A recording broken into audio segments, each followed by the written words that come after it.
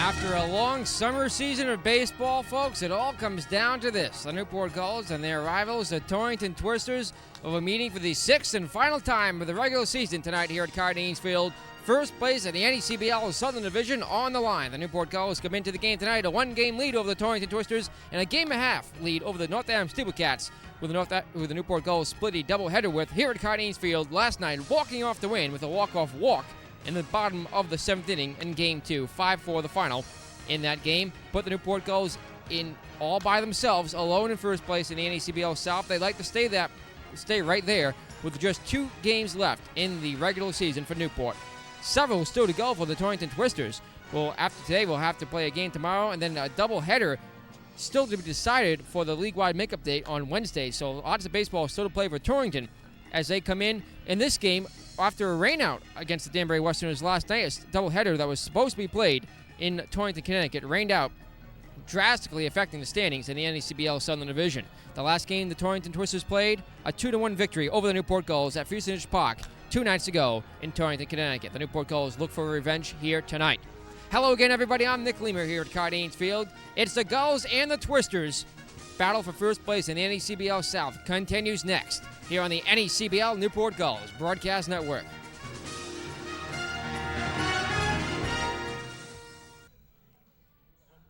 And welcome back here at Cardines Field. Now time for our front office report, joined by Newport Gulls General Manager Chuck Paver. Chuck, how are you? Hi, Nick. How you doing? I'm doing very well. The Newport Gulls had a very emotional evening here the other night as they welcome back Rusty Begnaud. Yeah, that was a very special evening. Nick, we had planned that for about a year, and I knew it was going to be a tearjerker, but it couldn't have worked out to be any better than it did. We're very proud of the evening, the support from our wonderful fans, and Rusty very much appreciated every minute of it. Terry Alvord and other members of the 2002 team stood here on the middle of the diamond in front of over 3,200 fans. A packed house here at Cardines Field on that night. Great support from this community.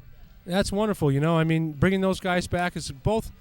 It does a lot of things, Nick, and it's a good sign for this current team to kind of understand what it takes to be a team, and that they'll always be friends beyond this summer here in Newport. Look back to that 2016 that went 32-10, hitting over 35 home runs. This year it's a whole different dynamic. We've seen some more RBI producing from more spots in the lineup. Really, the Newport Gulls this season have not, of course, won as many games. Have really pulled together in these last couple of weeks to win games. Not every time when it counts, but enough times to retain sole possession of first place in the NECBL South. Here tonight, facing their rival, the Torrington Twisters, they'll be battling for that first spot yet again. Yeah, that's right. You know, I had said before the season got started, Nick, we are not going to be a team with one superstar or a couple guys who just bopped the ball out of the park like Kyle Hanker did and like Murphy and Dominguez did last year. But we had a group of very good baseball players, a bunch of them, that this team is going to be deep in that respect and would win a lot of games differently. Small ball, baseball, you know, and make things happen and pitch. Newport Gulls have not fared so well so far against Torrington this year, just going 2-3, trying to go for a split in the season series here tonight. They're going to give the ball to Adam Wilk, who's been outstanding as a starter this season. Wilk has done an outstanding job, you know. This is the last game of the season, Nick. It means a lot for us because it's a playoff implications, but, you know, we're at home, and we couldn't be in a better situation. And it's not the playoffs yet, but we're getting ready. It's definitely a playoff atmosphere here tonight at Cardines Field, looking for a good-sized crowd on hand as well. Well, hopefully, Nick, it's the last game of the season, like I said, and we're hopeful that they support us going into the playoffs, and they will. What's the injury report look like right now? Is Drew Polk ready to start in the outfield again, or has he been pitch hitting the last couple of games? I think we'll slowly move him. You know, he will pitch hit maybe perhaps a little bit earlier, than he did the other day, but we're going to make sure he's ready for the playoffs because that's when it's going to count. Look at the pitching the last couple of doubleheaders. We saw Bryce Mooney out to a rough start in Game 2 last night, but Jared Kuhn came in and picked him and the entire team up right away with an outstanding relief performance. Yes, that's right. I mean, but you're talking about a lot of talented pitchers, and one might have a difficult time, but going forward, they were going to be they'll pick each other up. They're that good. Newport Gulls General Manager Chuck Baver, good luck in the game tonight, and we'll see you in the start of the postseason. Thank you, Nick. Thanks for having me. That's our pregame visit with the Newport Gulls front office. The coaches' report is next on the NECBL Newport Gulls Broadcast Network as we continue with our Newport Gulls pregame show. And before we take it to our coaches' report here in the Newport Gulls pregame show, let's take a look back to June 20th, 2007, as the Newport Gulls defeated the Torrington Twisters in a shutout victory 1-0 here at Cardines Field. It was one of the closest games of the season. Let's pick up the action in the bottom of the 6th inning. Luke Hutcherson with the play-by-play. Batter to Chase. That's a fastball hit back up the middle. Rounding third is going to be French. Newman comes up throwing. The throw to home is not in time. And there's the first run of the ball game and the first run on Nowakowski here tonight. It's 1-0. The Newport Gulls take the lead on the single from Drew Polk. Brad French led off the inning with a double. Wiegand flew out to left, but then Polk came up. An RBI single up the middle.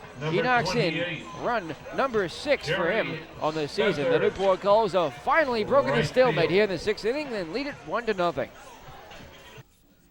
And the Newport Gulls would hang on to keep that 1-0 lead throughout the remainder of the ballgame. But that would be the last time they defeat the Torrington Twisters of the season. All 5 games being decided of the season series thus far by just 1 run.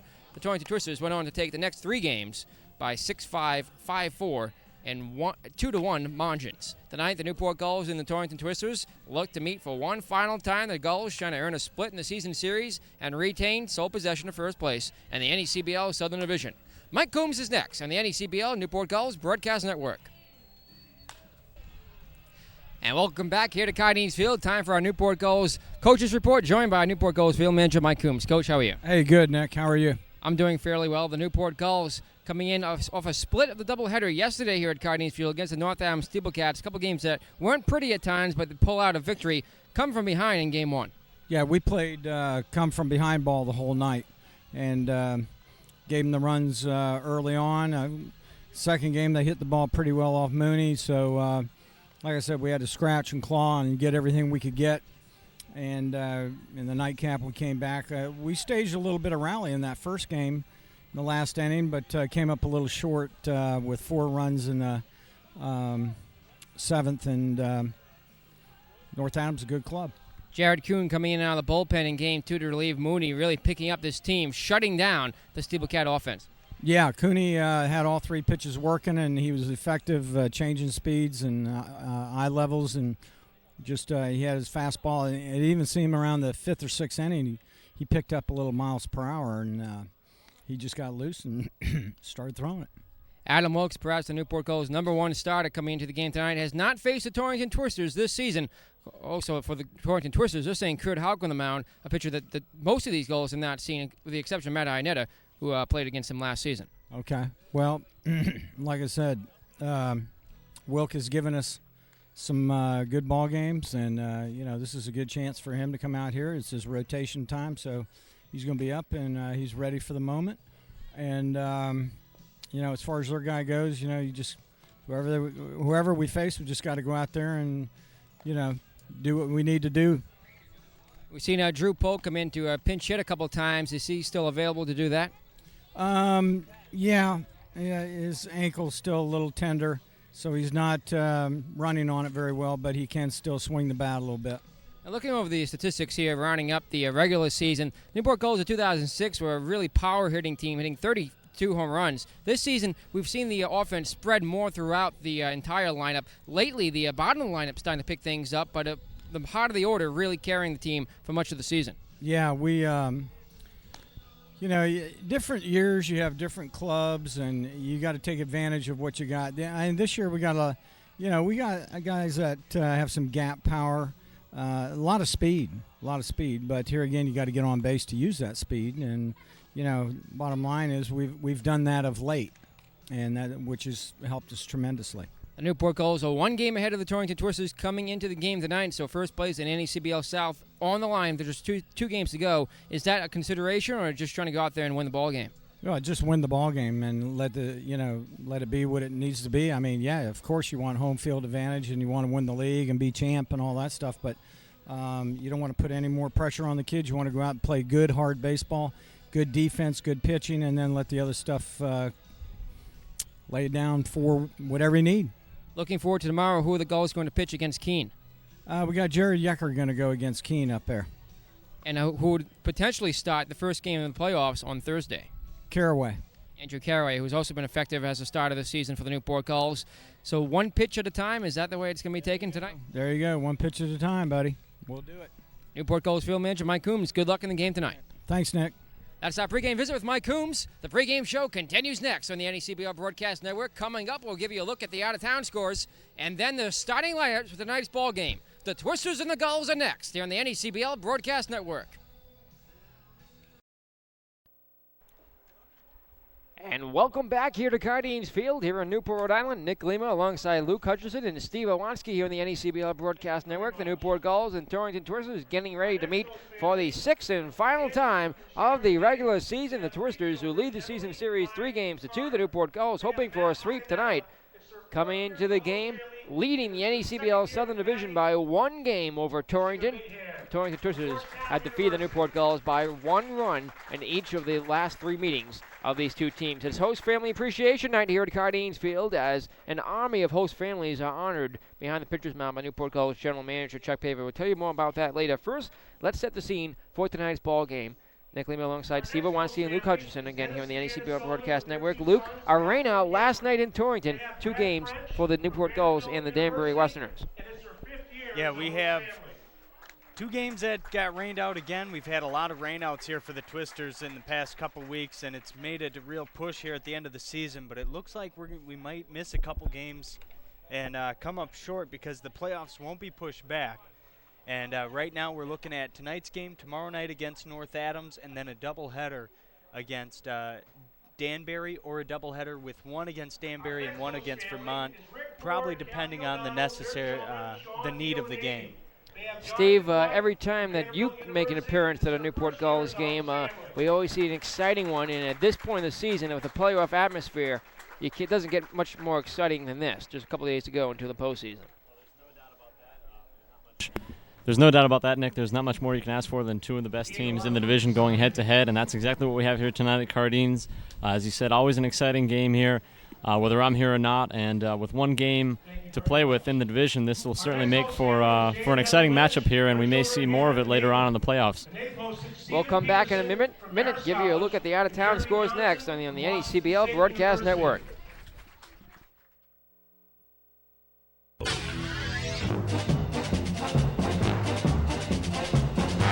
Back here now at Cardines Field, we'll give you a look at the action around the league last night. Again, the Danbury Westerners and Torrington Twisters were rained out of their doubleheader, washed away in Torrington last night. The only rain out in the league as the Sanford Mainers defeated Keene Swamp Bats 5-3. The Lowell Americans over the Manchester Silkworms 5-3 as well. The Vermont Mountaineers thrashed the Holyoke Giants 14-5 in a battle for first place there. Vermont just 1 game out of first now. The Holyoke Giants 24-16. The Vermont Mountaineers 23-17 in Northern Division action.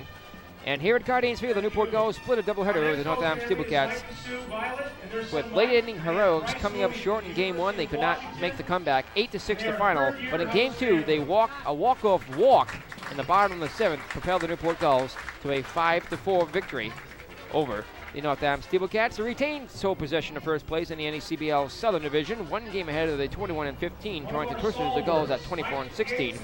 North Adams Steelcats at 22-17, a game and a half back, followed by the Manchester Silkworms on the playoff spot, 17-22, 6.5 back. The Danbury Westerners at 15-22, 1 game out of the playoff spot, 7.5 games back in first place. And Pittsburgh Dukes ran out the NECBL Southern Division and eliminated from postseason, 13-25, 10 games back, first place. In the Northern Division, again, Holyoke and Vermont are 1-2, Keene in third place, 2.5 games out of first, 22-19 on the season. Sanford Mainers and the Concord Grey Dogs battle for that 4th playoff spot. Just a half a game separate them. 19-22 is Sanford. Concord 18-22 in the season. Sanford 5.5 back. Concord 6 games back. The All-Americans are 6.5 games back in the NECBL Northern Division.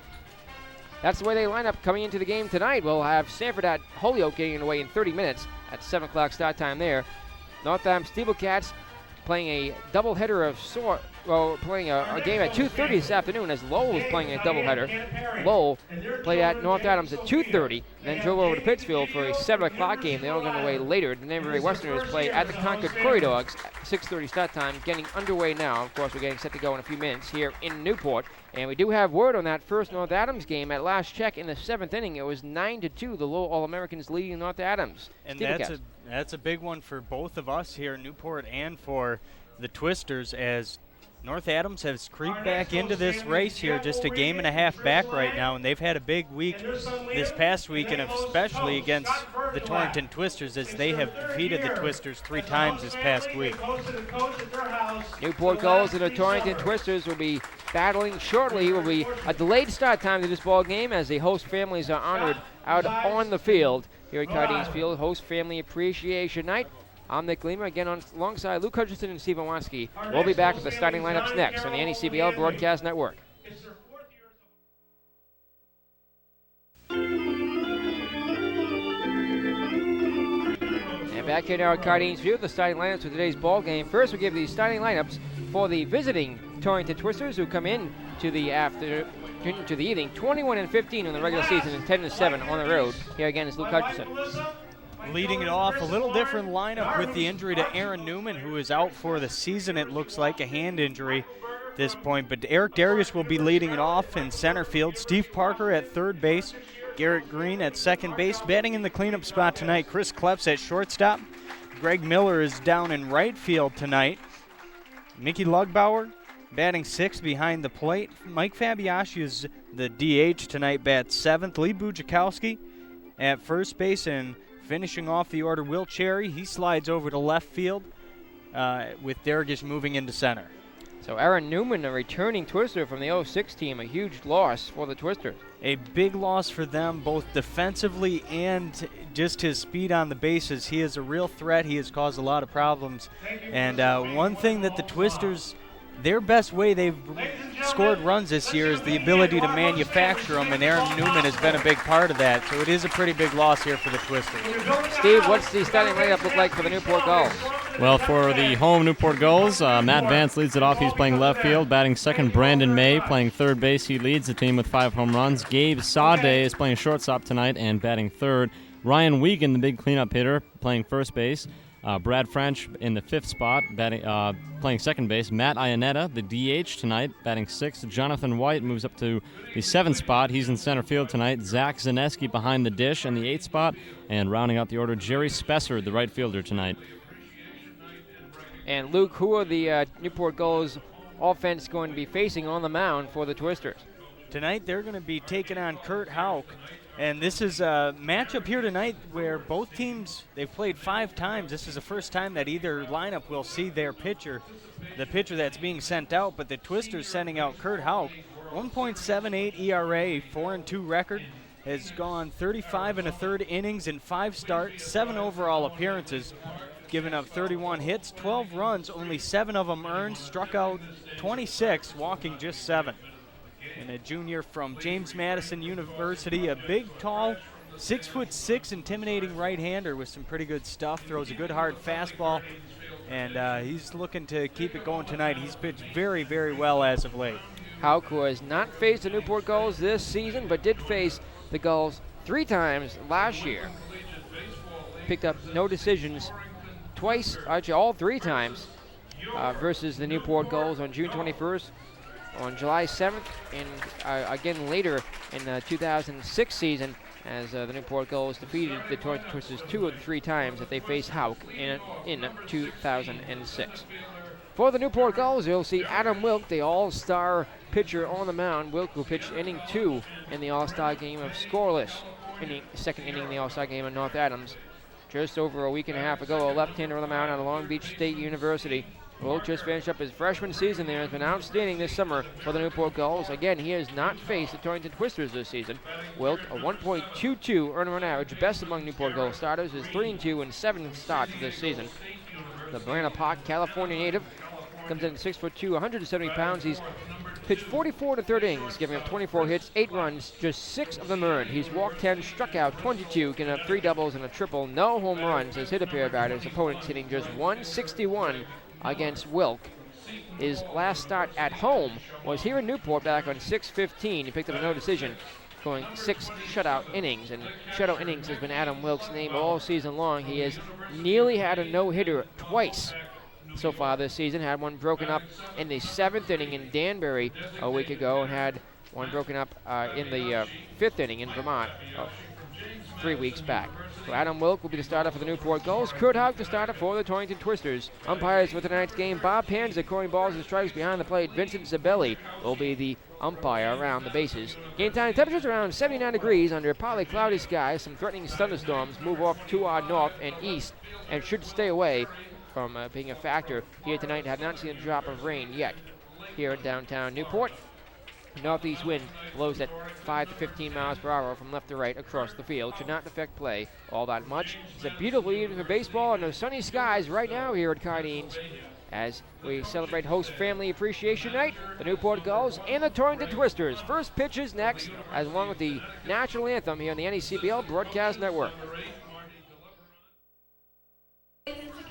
And welcome back here to Cardines Field on Host Family Appreciation Night as the Newport Gulls get set to take on the Torrington Twisters. Again, I'm Nick Lima, joined by Luke Hutchinson and Steve Iwanski in the NECBL Newport Gulls Broadcast Network. Out on the field right now, a lot of members of the host families await the start of this game. The host families, of course, an integral part of the organization for the entire NECBL. The majority of the teams having host families housing their teams. Let's take it down the field for the singing of our national anthem.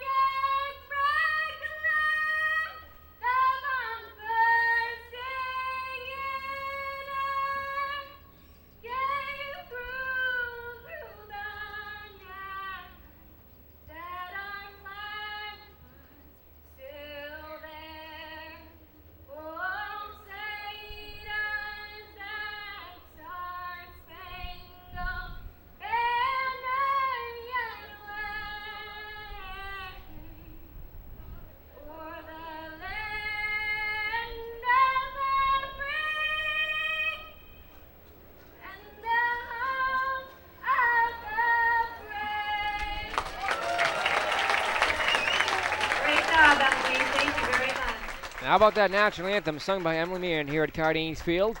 The final game of the 2007 regular season at home for the Newport Gulls. They'll wrap up regular season play tomorrow against the Keene Swamp Bats in Keene, New Hampshire. We'll be back with the first pitch next as we continue on the NECBL Newport Gulls Broadcast Network.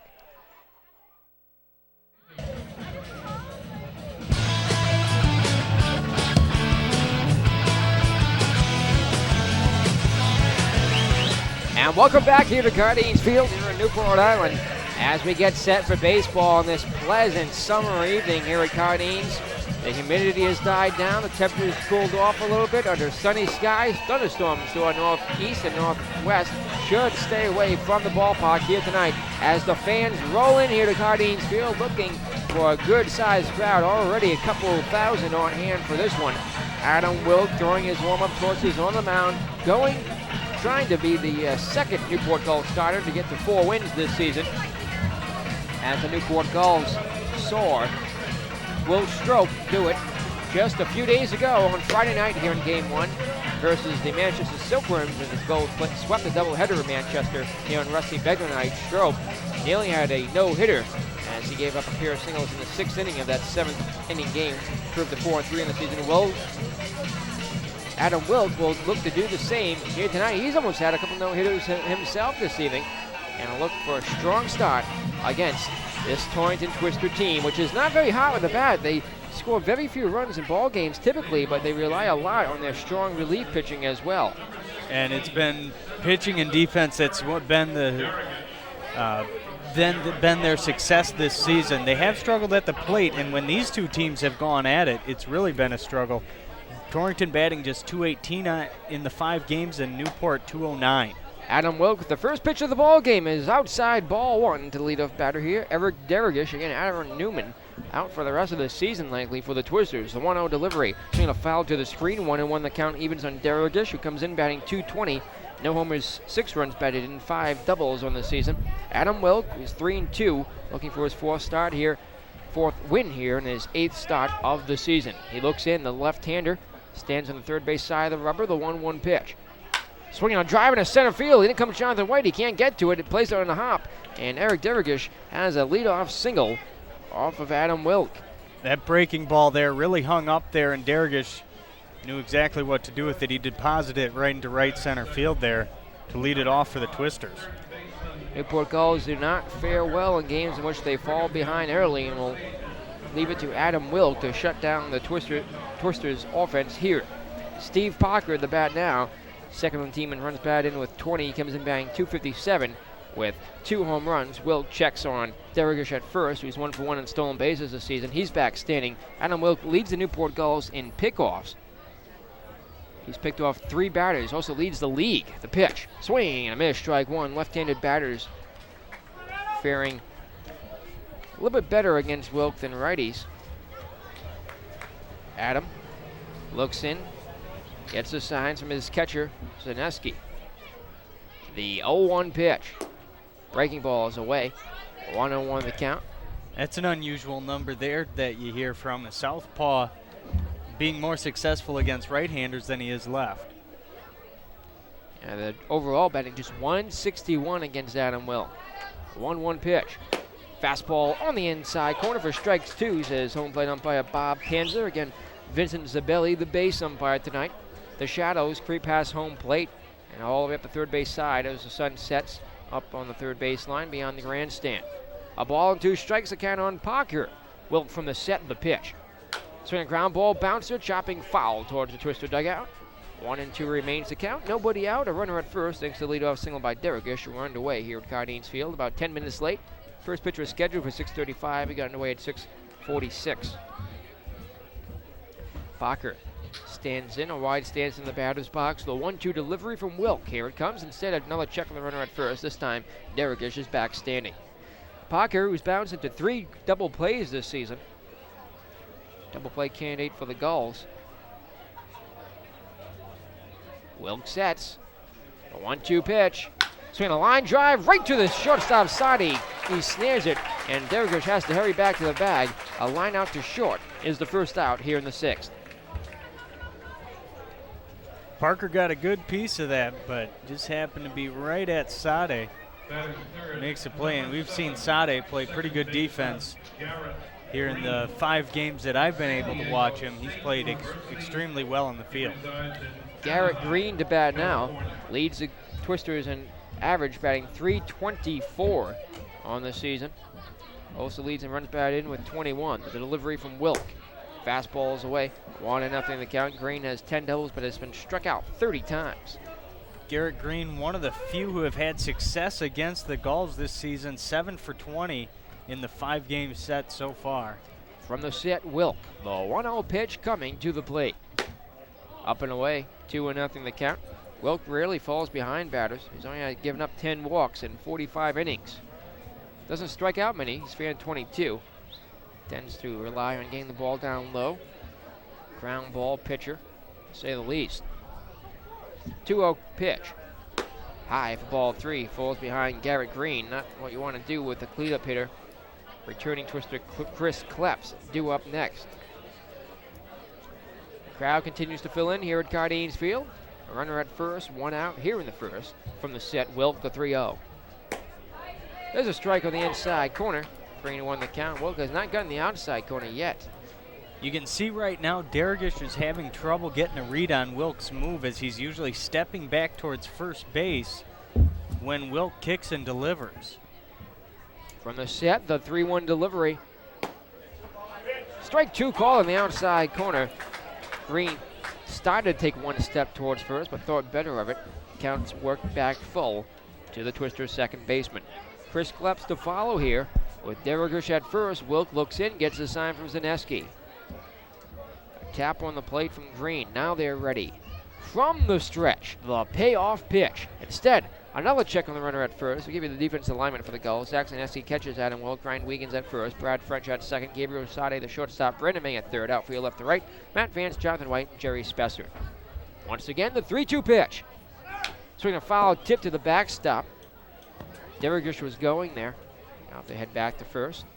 Now Dargish probably only going on the 3-2 count, and he's taken a very small lead for every pitch of this at-bat. Even in the at-bat against Steve Parker, maybe 1 or 2 steps off the bag. Of course, Wilk being a lefty, getting a very good eyesight on him there at first base, but of course he probably will be running again here on the 3-2 count. Once again, the payoff pitch. Swing, a drive into center field, going back White, still going back. The left fielder goes back as well. This ball is caught out there. Jonathan White makes a great catch and throws it in up against the wall. He had plenty of time as the ball hung up out there as Vance and White converged.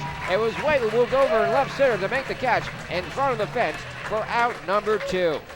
White, good speed to cover a lot of range in center field, and he showed it there.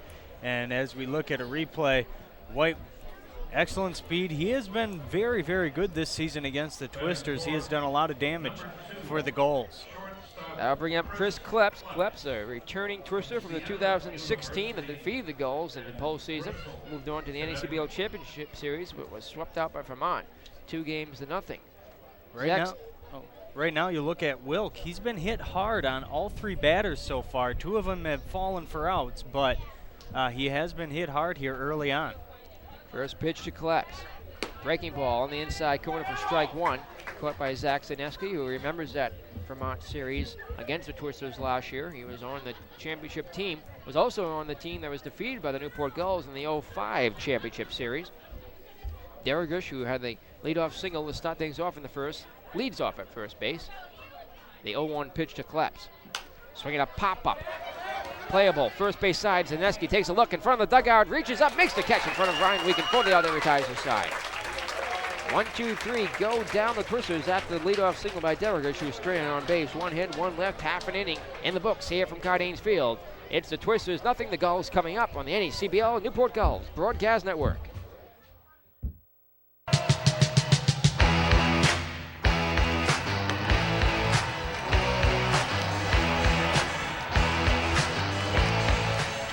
We're back here now at Cardines Field, going to the home half of the first inning as Matt Vance, Brendan May, and Gabe Sade to lead things off against Kurt Houck.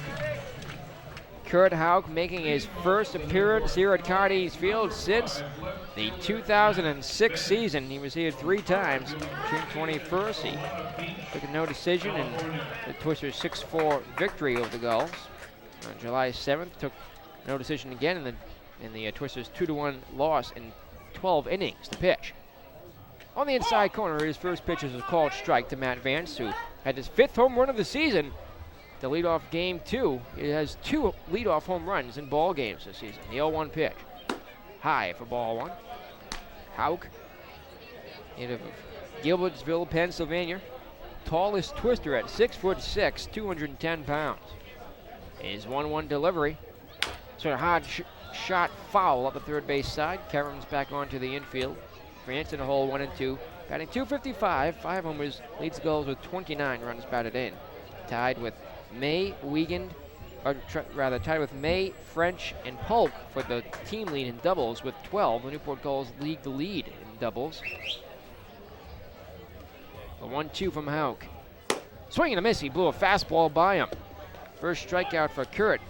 Vance goes down, a rare strikeout from Matt. I'll bring Brendan May to the plate. May. Houck just has struck out 26 in 35 innings there. Blew a good fastball by Vance. I mentioned earlier, Houck's really been starting to find a groove here as of late, pitching extremely well. Looks to be one of the best starters here going into the playoffs. He has 2 complete games, 5 starts this season. Stands very tall on the mound. The pitch. Swing a ground ball, bouncer, rolling softly to Houck. He stabs it in a pair of hops. Throws the first in time. Mays retired on 1 pitch. 1-3. 2 up, 2 down for Gabriel Sade. His averages climbed to 242. He was below the 200 mark for much of the early part of the season. Has a homer, 11 runs batted in, 6 doubles. Sade look for some 2-out hitting here against Kurt Houck. No score. We're underway here in the last of the first. Bases are empty. 2 away for Gabriel Sade. Houck looks in, gets the signs from his catcher Lugbauer. The pitch. Swinging ground ball, bouncer rolling on 3 hops. Shortstop stabs it, throws the first off balance in time for the other. He ties the side. Gulls go down 1-2-3 here in the first. We played 1 complete from Cardines Field. It's the Torrington Tonians nothing, the Newport Tonians nothing on the NECBL Newport Gulls Broadcast Network.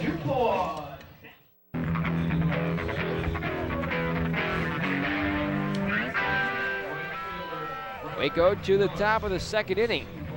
Newport Gulls and Torrington Twisters tied at 0 apiece. The Twisters batting here.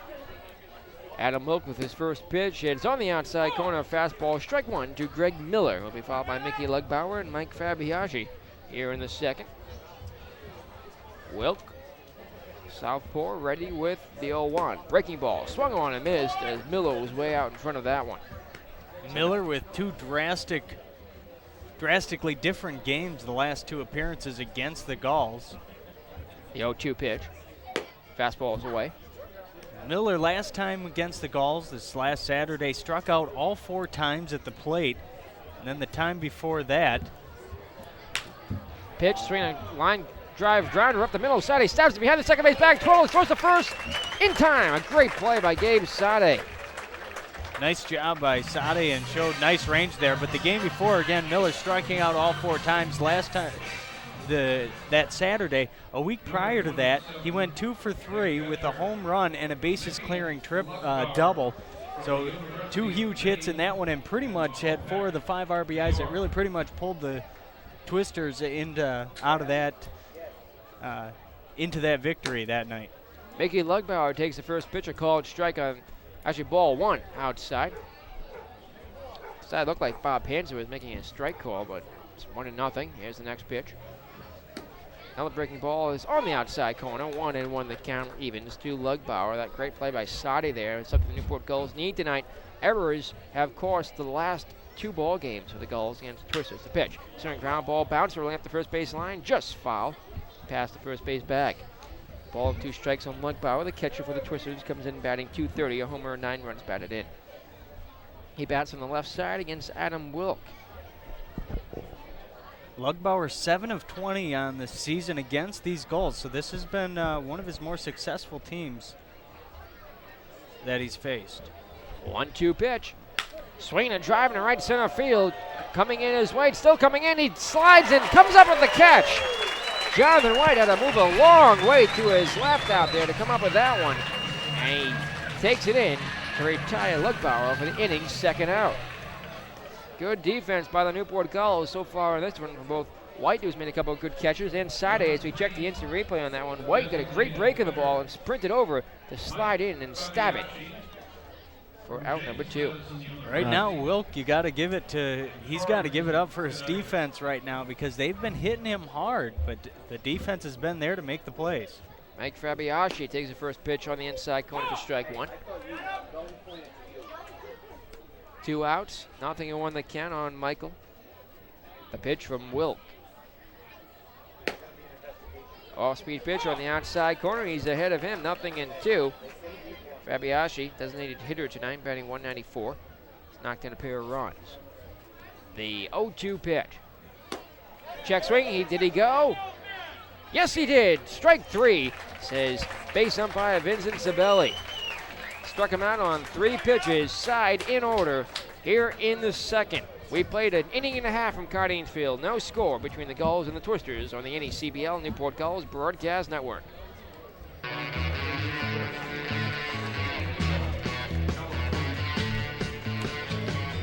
And Welcome back here at Cardines Field. Ryan Wiegand to get things going for the Newport Gulls as we go to the last of the second. And we followed by Brad French and Matt Ionetta. Kurt Hauk had a perfect first inning of work, striking out one. First pitch to Wiegand, swinging a hard shot, foul up the first base side. Wiegand, one of the hottest batters in the league to strike out, has only been fanned 9 times this season. Comes into the game, second for the Gulls on average, batting .317, no homers, 17 runs batted in, 8 doubles. He pinwheels the bat outside of the box, now steps in. Hauk gets a sign from his catcher, Mickey Lugbauer. He's ready. The 0-1. Breaking ball is high. 1-1 the count, even to Wiegand. What's the defensive alignment look like for the Twisters? Tonight, the defense behind Hauk, battery mate will be Mickey Lugbauer. Round the infield, Parker is at third, Kleps at short, Garrett Green at second base, Lee Bujakowski over at first. 1-1 pitch, swing and a miss, strike 2. And around the outfield from left to right again with Aaron Newman out of center field, a little bit of changes. Will Cherry will be in left, usually playing right field. Deragish moves from left to center, and Greg Miller will be in right field. They put a shift on for Wiegand here, expecting him to pull to left. The 1-2 delivery. Way outside, 2-2. Wiegand wasn't chasing. Out there in center field, Eric Deragish is way playing over to the left side. A lot of hitting room in right center. Wiegand has yet to hit a home run this season. Wouldn't mind one right here. And they're also playing him rather shallow. If you look at the outfielders there, they're kind of in the middle of the outfield. 2-2 pitches up and away, ball 3. It's worth the count full for the first time in a batter tonight. Wiegand, who walks a lot, has picked up 18 walks on the season for the Newport Gulls, who overall a very patient team at the plate. Take an awful lot of walks. Third or fourth in the lead coming into the game. Payoff pitch. Ball 4 is outside as first base runner in the ball game for the Newport Gulls. They get their leadoff man on. Wiegand picks up his 19th walk of the season for Brad French. French, pair who has a .237 batting average coming into the game. 3 homers, 23 runs batted in, second in those categories. 12 doubles, 2 triples. Yeah, the thing that stands out about French, maybe just batting .237, but when he does put the bat on the ball, he's bringing up a lot of extra base hits. Hauk works out of the set for the first time tonight. The pitch, swinging a hard shot up the middle. Second baseman stabs it underhand to the shortstop, throws to first, double play. A 4-6-3 double play is good for outs 1 and 2. French grounds into a bunch of them, and this one here costly for the Gulls. Bases are empty now for Matt Ionetta. Nice play by Green there as moving towards second base as we look at the replay.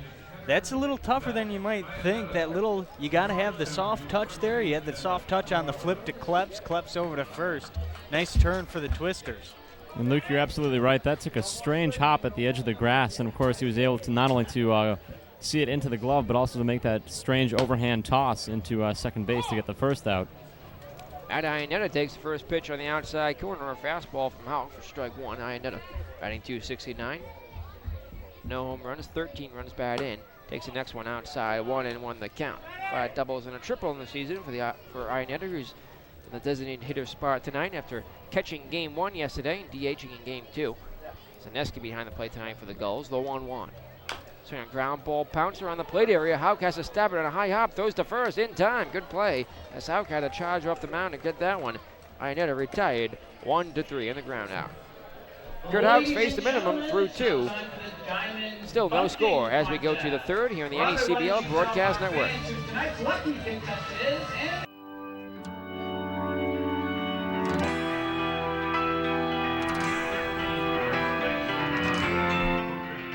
Again at Cardines Field. No score here as we head in the top of the third inning. Swing and a miss by the leadoff hitter for Torrington. It'll be Lee Bujakowski, the first baseman. He's in the 8th spot tonight. Will Cherry and Eric Deragish to follow. Now pitches a fastball on the outside, off the outside corner. Counts 1-1. Both pitchers as expected, as advertised for the aces of the staff for Newport and Torrington. Breaking ball on the inside corner, strike 2. These pitchers coming in as the aces of their staff and certainly pitching a very quick game here. And he held up on that one. That's a ball. 2-2 the count.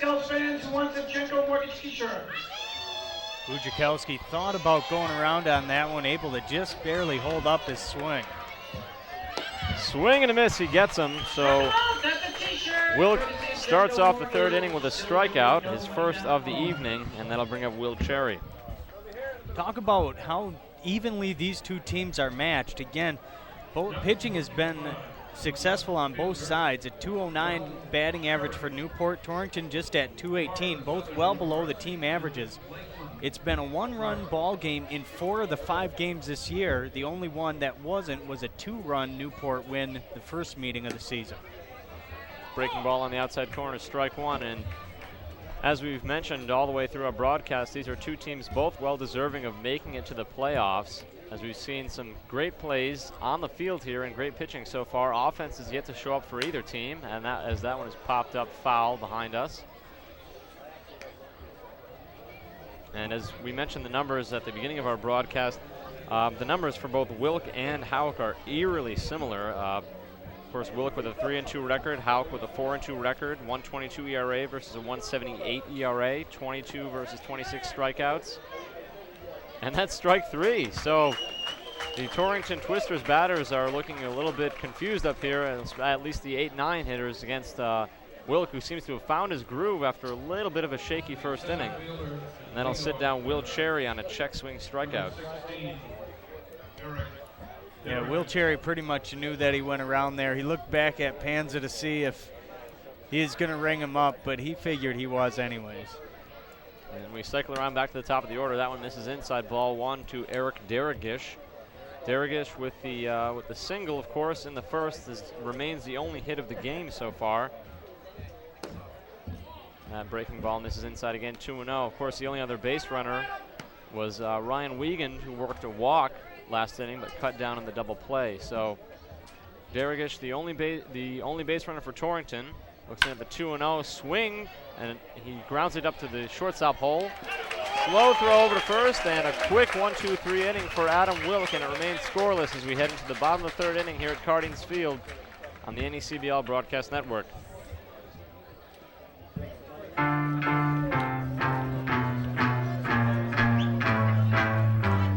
A very swift-moving game so far as Torrington and Newport face off in the last couple of games of the season here. Newport will bring Jonathan White, Zach Zaneski, and Jerry Spesser to the plate in the bottom of the third inning. They are the 7, 8, 9 hitters for the Gulls. So Torrington ace Kurt Houck has faced the minimum so far. Got that double play by Brad French and Matt Iannetta out in the second. And Jonathan White, who has flashed some leather out in center field, making a couple of great plays out there, ranging far to his right and his left, drops down a bunt that goes right down the first base line. No one's covering. Is he tagged? Yes. Jonathan White trying to avoid the tag by the first baseman Lee Bujakowski, who gloves the ball coming up the line and must make a play on it. So that's a 3 unassisted as Jonathan White bunts out the first pitch of the bottom of the third inning. Jonathan White, that's a big out for the Twisters because he has given them quite a bit of problems on the year. He's been 6 of 18 on the season in the series. Really been the best weapon that the Gulls have had against the Twisters. He's been the most successful. Zach Zaneski, the catcher, looks at a breaking ball inside, ball 1.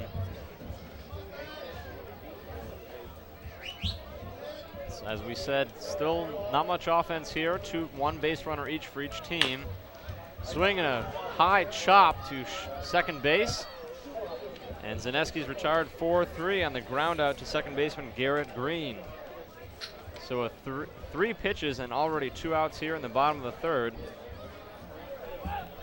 As Zaneski grounds out, and the number 9 hitter Jerry Spesser, the right fielder, stands in the left side of the plate, hoping to get something going here for the Gulls with 2 outs in the third. Garrett Green and Steve Strasburg both returning back to Torrington last night. They were able to go watch Tony Gwynn get elected yesterday in Cooperstown. Of course, it's always a thrill to go up to Cooperstown.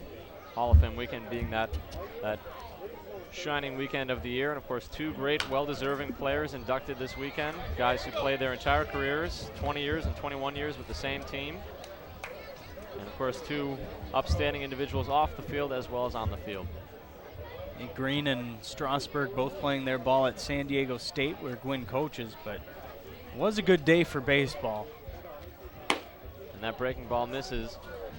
And you look at what's gone on in bicycling, the doping charges, baseball, even basketball with the referee shaving points, all the speculation around so many sports.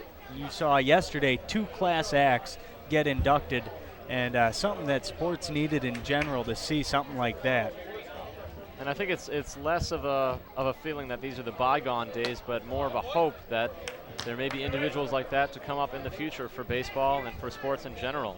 Tony Gwynn and Cal Ripken Jr., both exemplary players, franchise players for their organizations. And that breaking ball misses again, so Jerry Spessard works a walk here with 2 outs in the 3rd, and the 2nd walk of the game for Houck. And those are the only runners he's allowed so far. And we'll go around to the top of the order. Matt Vance, left fielder, struck out to begin the game for the Gulls, and he'll get another chance here in the 3rd.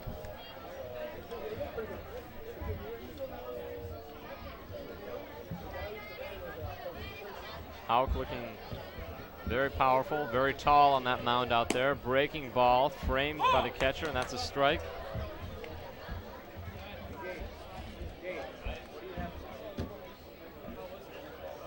Houck has only walked 7 batters coming into tonight in the 35 innings. He's already walked 2, a little unlike him, but still pitching well. That fastball is off the outside corner, 1-1.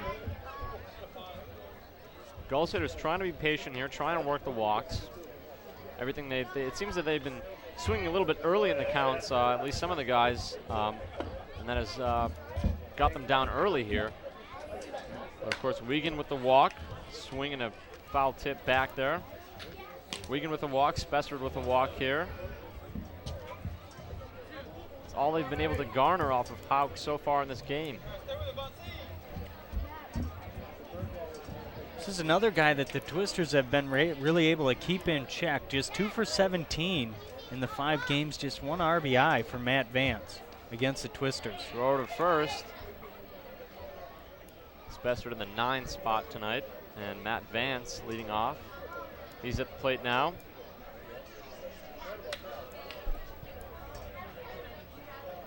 Outfielders in a little bit. The 1-2 count. Swing and a high fly ball in the left field. The left fielder, Cherry, ranging over. He's under it. He'll make the catch. And it remains scoreless. We head into the 4th inning. And you're watching the Gulls and the Twisters here on the NECBL Broadcast Network.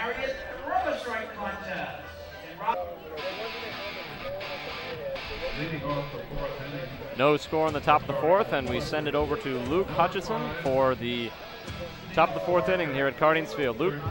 Thank you, Steve. Again, my name is Luke Hutchinson, along with Steve Iwanski and Nick Lima here this evening. A big one between the Twisters and the Gulls. Just 1 game separates these two. The Twisters trail by 1 game in the standings, with just a couple games left to go. As Parker fouls one off, it'll be Parker, Garrett Green, and Chris Kleps to come to the plate to face Wilk here in the 4th. Wilk got hit hard, but no damage was done in the first 2 innings. Looked to settle down in the 3rd, struck out 2, and then a fly ball, or ground ball back to shortstop. He's able to work through the 3rd quick. And there's strike 2 over the inside corner, and it's quickly 0-2 on the BYU product. Steve Parker playing 3rd base for the Twisters. A pitch down in the dirt, hit a couple feet in front of home plate. Count goes to 1-2. Parker, 257 coming into the season. Tied for the team lead with 2 home runs. 2nd with 20 runs batted in. Both home runs coming against these Newport Gulls. A pitch fouled away, and he stays alive. Count remains 1-2. Steve Parker does have another home run hanging out there. He hit one against Vermont, but that game has yet to be completed.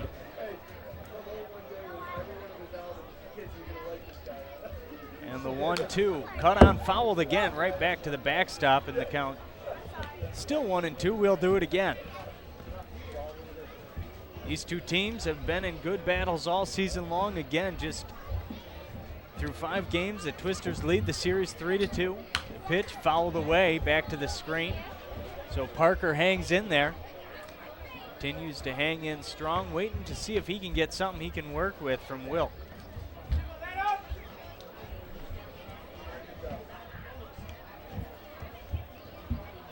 Wilk now steps off, back on the rubber, works out of the windup right now. Gets his sign from Zaneski. The 1-2 again. Parker checks his swing and it's ball 2. Going in the dirt.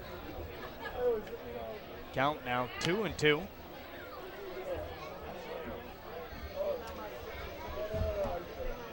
Parker stands in from the left side of the plate and looks at ball 3, has now worked the count full against Wilk. Parker stands in at 6'2", 190 pounds, just a freshman. There's strike 3 looking, he goes down. And that'll be the 4th strikeout for Adam Wilk. So 1 away here in the 4th. It looks like Parker was looking for something a little faster. He got the breaking ball there on the 3-2 count that was actually right down the middle. And it looks like he was sitting on a fastball maybe to drive out there, but that'll be strike 3. Nice pitch by Wilk. Now he'll face Garrett Green. First pitch upstairs for ball 1. It's 1-0. They'll look now, guys, but there is some heavy thunderstorms to our north, moving from north to south. They could be here within the hour. And that pitch is outside, just missing, and it's 2-0. The Twisters certainly don't need another rain delay or a rain out.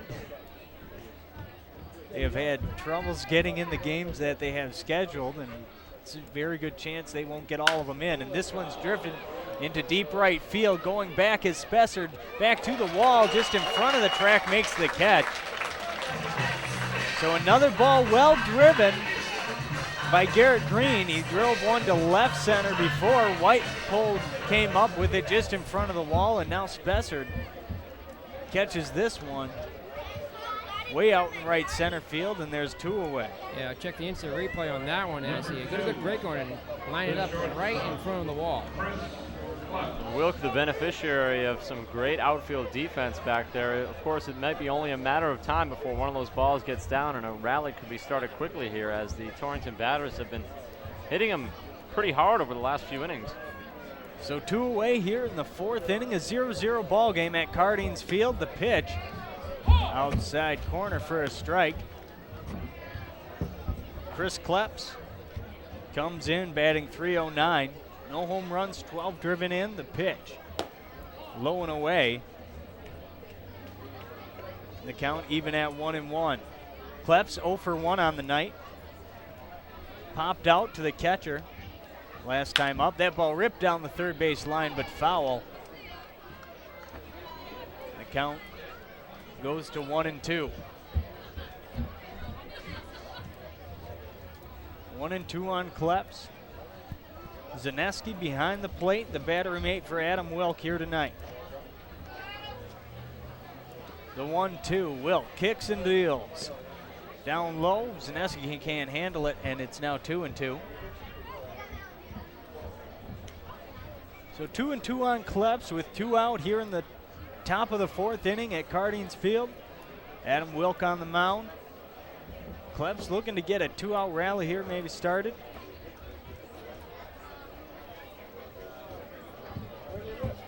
This is no different than most of the Gull Twister matchups.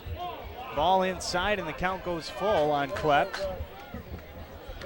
We've seen the Torrington batters this inning being really patient at the plate, looking for something they can drive, and we saw Garrett Green drive that one to right. Steve Parker struck out, of course, on that breaking ball. That breaking ball is drilled to left field, but right at Vance, and that's going to be out number 3. So that'll do it for the 4th inning. We're ahead to the bottom of the 4th. The Twisters and Gulls still locked at zeros. You're listening to Team Line Sports, the NECBL's broadcasting network. We are going to turn it over to Michaela Fleury, who is in the stands with some fans. Thanks, Luke. I'm Michaela Fleury, and I'm here with Gulls fans. Matt and Steve. So guys, you are here almost every game. How many games would you say you've been to this season? This season, probably maybe 7 or 8. Do you guys have a favorite player? Burger? Is there any reason for that? His name? Um, Matt Ionetta, brother of Chris.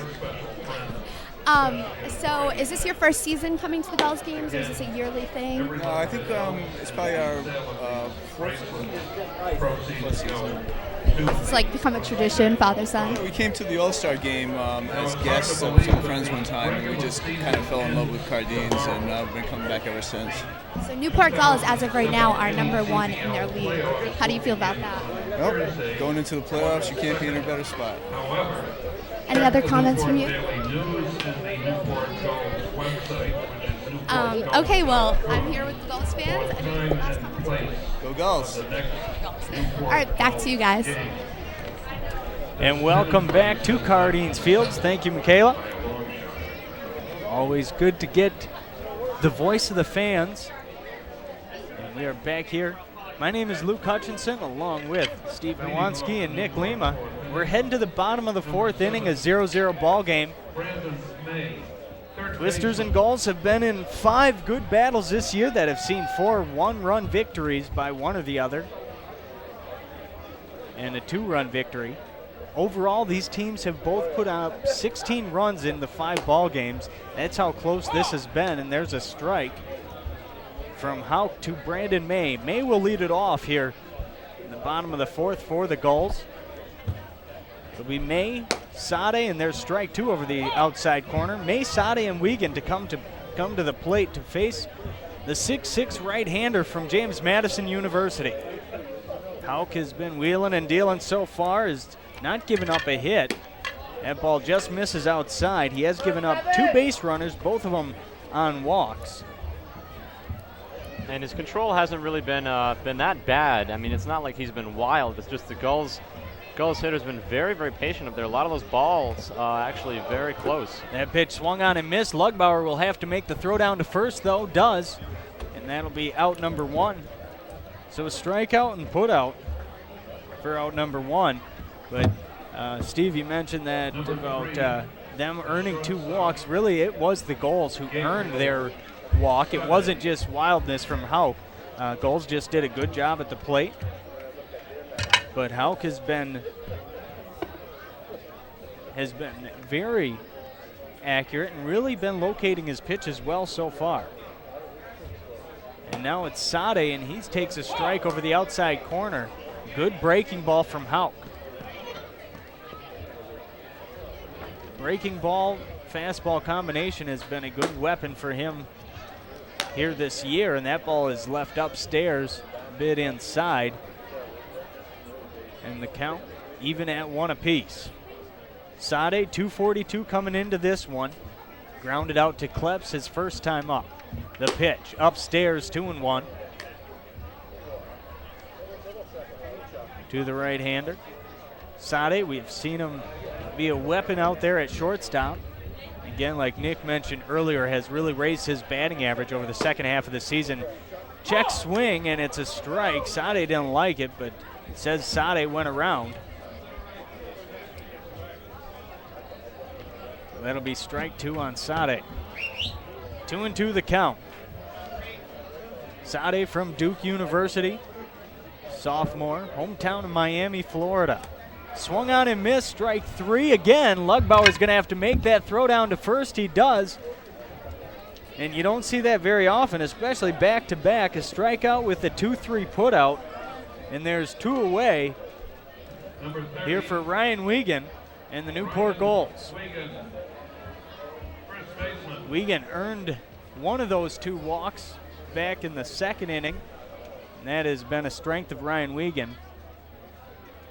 Well, Wiegand is a guy that the Gulls have had in the 4 spot pretty much all season, and he started off very slowly for them, still without many extra base hits, but he's been a guy who's been able to grind out at bats. And as we saw him with that walk earlier in the second, he's a guy who's become very valuable in the 4 spot. Maybe not the power that they expected out of him, but certainly a very valuable guy in the lineup.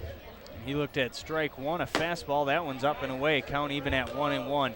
Wiegand gives you a great eye at the plate, a very disciplined hitter who's batting over 300, struck out only 9 times on the season. And he's reliable in that spot. And the 1-1 pitch, just missing low.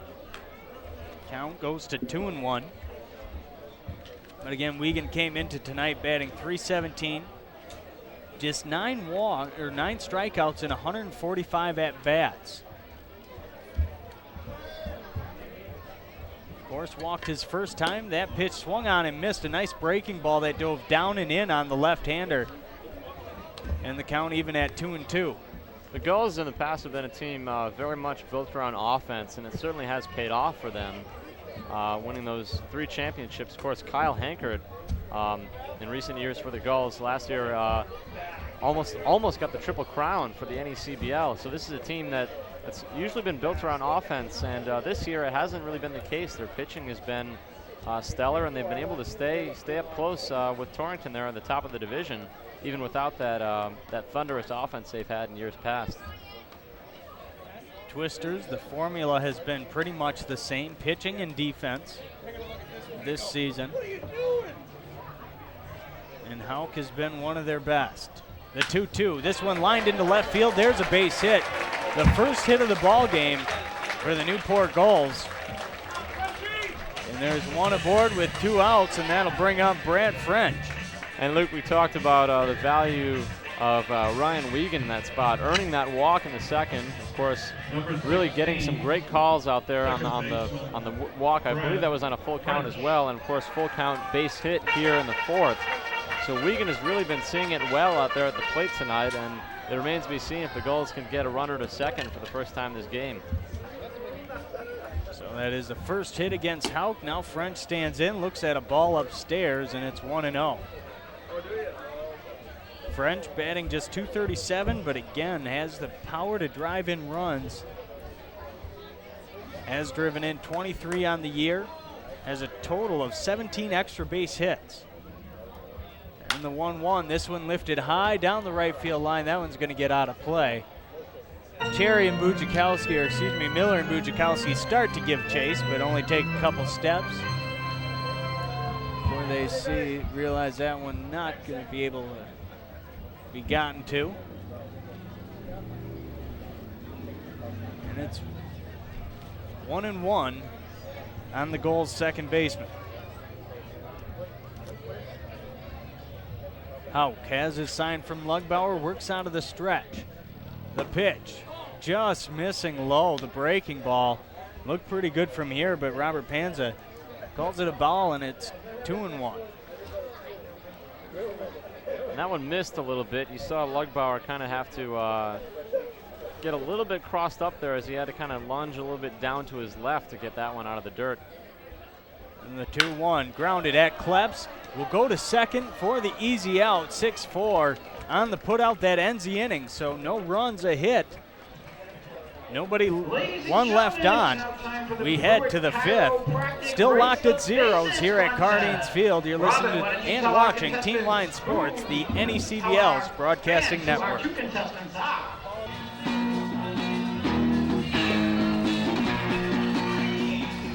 First place on the line and zeros on the board. We head to the 5th inning. The Twisters coming up.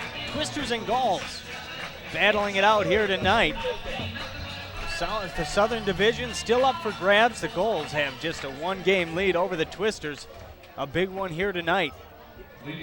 And Adam Wilk returns to the mound. He's going to face Miller, Lugbauer, and Fabiashi here in the 5th. We're at Cardines Field. My name is Luke Hutchinson. Along with me, Nick Lima and Steve Iwanski. And the first pitch to Miller, just missing inside, and it's 1-0. Miller in right field tonight. The 1-0 from Wilk. Kicks, delivers this ball roped down the third base line. That one just foul. And Miller missing an extra base hit by just maybe a foot. But he hit that one on a rope. And the count will go to 1-1 though. Yeah, maybe just inches, as in a moment we'll check the instant replay on that one if you're watching the live Team Line video feed, as it was laced down the line. Let's see if we caught it. Ooh, just foul. Just foul. The 1-1 from Wilt to Miller. This one lined right at Sade. Sade bobbles it off his chest. The throw over to first, not in time. It gets over the head of Wiegand. But there to back it up is Zaneski. Good job by Zaneski. Doing his job, running down to first base on the ground ball. Sade overthrows it. And they are going to mark it an E6. It was a hard shot, but one Sade should have had, and he probably thinks that himself. Ball just took a high hop into his chest, got a little bit away from him, and the ball ended up getting out of play, considered out of play. Therefore, Greg Miller is actually going to end up at second base now. And that's one of those plays where Sade probably should have just eaten up the ball there. He definitely didn't have Miller out there.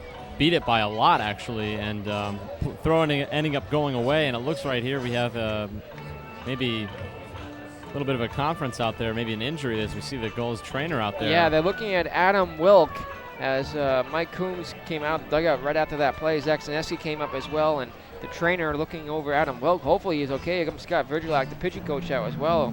Can't quite make out what they're saying. But it looked like they were possibly looking at his hand early. When they first started coming out there, it looked like Wilk was looking at his hand. Well, the postseason just a couple days away. Mike Coombs is not going to take any chances with his number one starter here. It's a blister or something like that that's minor. The conversation continues out there. Now the trainer comes back with a medical bag. And if there's any work to be done on Wilk, it's going to be done right there on the field behind the pitcher's mound. It's a 0-0 ball game here in the fifth. Greg Miller stands aboard second to lead it off for the Twisters. It was a ground ball to shortstop that Sade wasn't able to handle. Overthrew Wiegand at first base. Miller ends up on second right now as they continue to work on Wilk. It does look like he is attending directly to his throwing hand there. And may have taped up something. Maybe he's got a cut or like you said, maybe a blister. But he is going to stay out there. He's got some tape on his middle finger. Looks like up towards the top of the finger, up towards the fingernail. And he's going to take some warm-up pitches. Make sure everything is in order.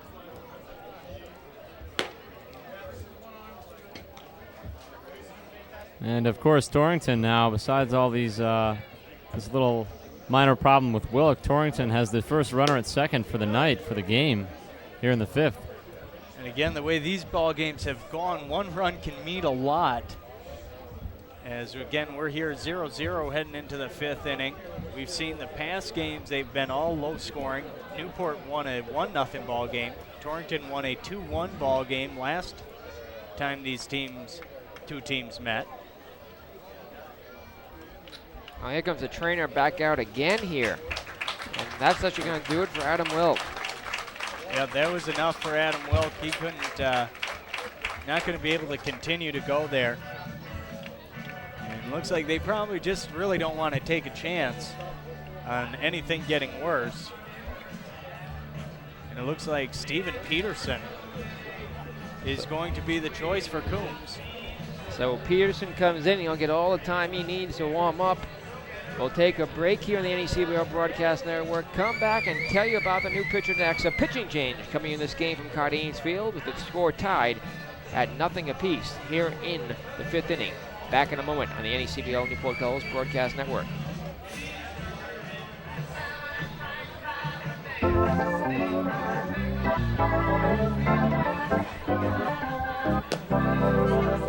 Welcome back to Cardines Field, the 0-0 ball game. A pitching change on the mound. It'll be Steven Peterson taking the mound, Steve, for the Gulls. Well, Steven Peterson, this is his 8th appearance of the season. He started 3 games. He comes in with a 1-1 record, a 6.89 ERA. That's 15 2/3 innings pitched. He's allowed 20 hits, 13 runs, 12 of them earned. only walked 3, struck out 15, and he's allowed 1 home run on the season. Batters hitting .308 against him in those 15 and 2/3 innings. So Wilk goes 4+ innings. Of course, not what the Gulls are looking for here in a crucial game at the end of the season, but they'll see what they can get out of Peterson. And the Torrington Twisters have a runner at second here with no outs in the 5th. It's the closest we've had to a rally all game, gentlemen. And you look at what Peterson has done before. He did start the first game against the Twisters early on in the season. It was one of his starts. Back on June 10th, they picked up the win in Fusenage Park in the Gulls' 5-3 victory over the Torrington Twisters. He went 5 1/3 innings with 5 hits and 3 runs, all of them earned, but he struck out 9 and walked 0. Really was pitching extremely well, and it was one big 3-run shot by Steve Parker. That was the only blemish really on Stephen Parker, on Stephen Peterson. Otherwise, he pitched extremely well in that one. This totally changes the dynamic of this ball game now. Going to another left-hander out of the pen now, but Peterson, a entirely different style of pitching for the Newport Gulls. So Adam Wilk goes 4 1/3 total innings here tonight, and they'll have to turn it over to Stephen Peterson. He'll face Lugbauer with Greg Miller aboard at second base and nobody out here in the top of the 5th inning. The Lugbauer with an RBI opportunity and a chance to break a 0-0 ball game. So Wilk goes 4 1/3 innings, giving up just 1 hit, no runs, no walks, and struck out 4 for his final line. So it was a quality start for Wilk, even though he was getting hit hard. No damage was really done. And it would really be a clutch performance here by Peterson if he could come close to being as dominant as Wilk and Houck have been so far in this game. Peterson, as we mentioned, his numbers struggling a bit this season, but coming in a very key spot here in this game late in the season against one of Newport's division rivals, Torrington. It'll be a lefty-lefty matchup on Lugbauer. Peterson out of the stretch, kicks and deals. That ball, breaking ball, catches the outside corner for strike 1. It's 0-1. And Peterson from Marist College, just a freshman, 6'3", 190 pounds. The southpaw comes set, the pitch missing outside, count even at 1-1 on the Twisters catcher. Lugbauer from the University of Maine. He's just a freshman as well. Mahopek, New York is his hometown. Batting .230 coming into this one. 0 for 1 on the night. Pitch just missing low and away, count 2-1. Lugbauer flied out to center field his first time up. Defense remains the same for the Gulls. May, Sade, French, and Wiegand around the infield from third to first. Zaneski behind the plate, the 2-1. Outside, and it's 3-1. Vance, White, and Spessard remain in the outfield from left to right. We've seen White show off his speed and athleticism out in center field here tonight. Miller stands aboard at second base with nobody out. Peterson kicks and deals outside for ball 4, so Peterson, his first batter he faces, offers up a walk. And now Fabiashi, the designated hitter, will come up with 2 runners aboard and nobody out. So a big moment here in this game, could be a game-changing moment. 2 aboard, the best threat for either team on the night. Here, and the Twisters have a chance to break this one open here, break the tie. Fabiashi stands in, batting 194 coming in. Struck out his first time up. The first time he faces Peterson, he squares to bunt, pulls back, and takes a strike. It's 0-1. Fabiashi, the Torrington native.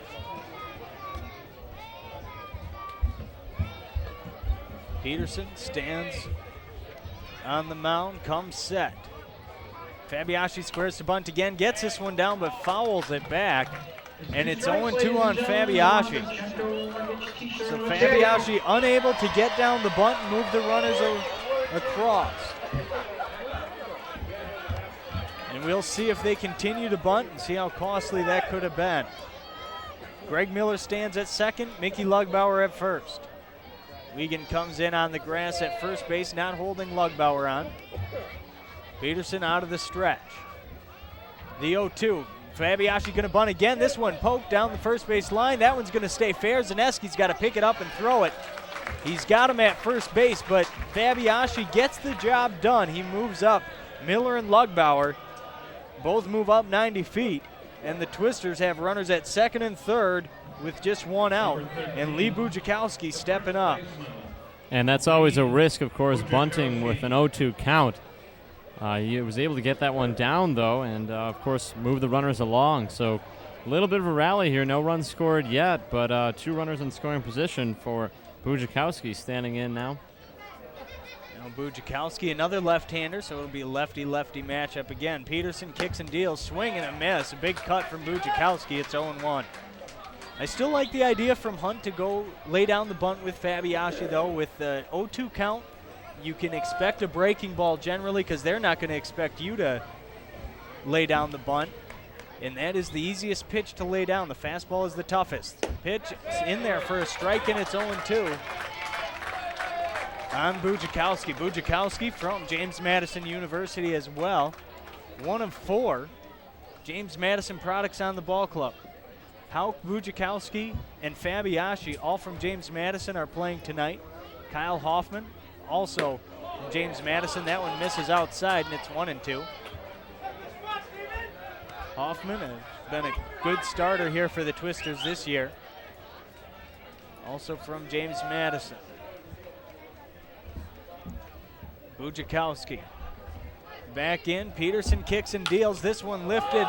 Pop up down the third base line. Brandon May has got it, calls it just by the third base bag. Runner's not able to move up. And that's a big out for Peterson and the Gulls. That's out number 2.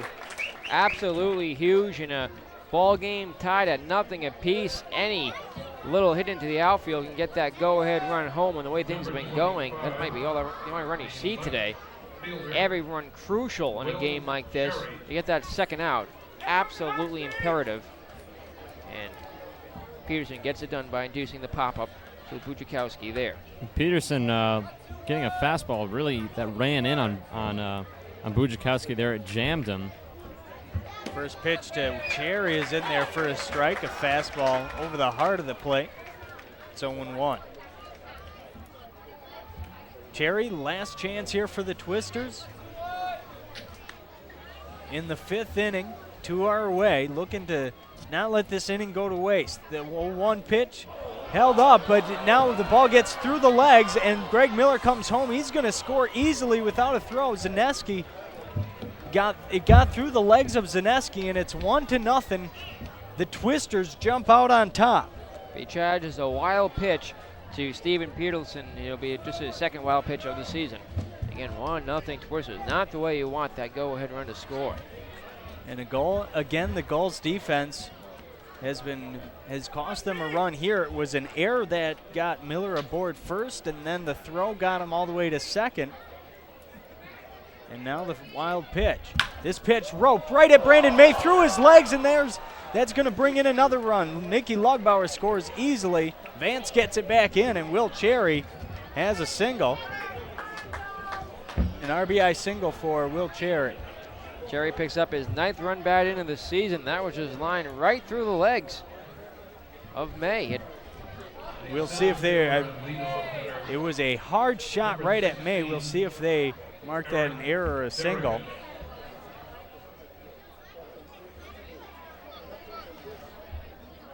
But it is 2-0. The Twisters lead it. Peterson back out on the mound. And that one roped down the right field line, but foul. And the count 0-1 on Daragish. And we mentioned the defense behind both Wilk and Peterson so far in this game has been stellar, especially in the outfield. But you saw the wild pitch there by Peterson, allowing the runners to advance and 1 run to score, and of course the ball through the wickets there on May. That pitch misses, and the count even at 1-1 on Dargish. Dargish 1 for 2 tonight, single back in the first. They did rule that an error to Brandon May on the hit by Cherry. So no RBI given to Will Cherry. Peterson comes set, works out of the stretch. Will Cherry is running.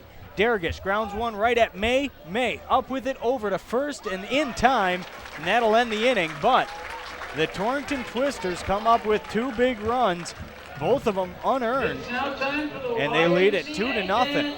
So a costly inning for the Gulls. We head to the bottom of the 5th.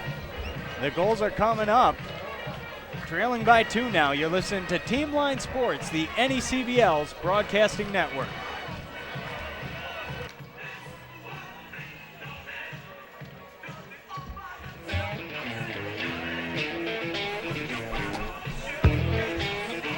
And welcome back. We got a pitching change on the mound for the Torrington Twisters. Kyle Hoffman is coming out, as I mentioned, another James Madison product. So a Monarch taking over for a Monarch. Kurt Houck goes 4 strong innings. Pitches 4 innings, giving up just 1 hit, give up 2 walks. Surprised to see Hoffman come in here to pitch with Houck pitching as well as he was.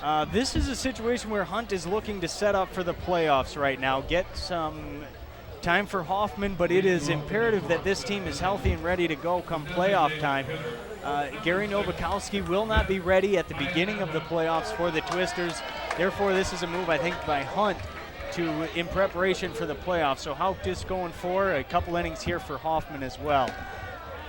And then Hunt will decide, depending on the situation of the game, who he'll go with in the late innings. Hoffman's first pitch is outside. It's 1-0.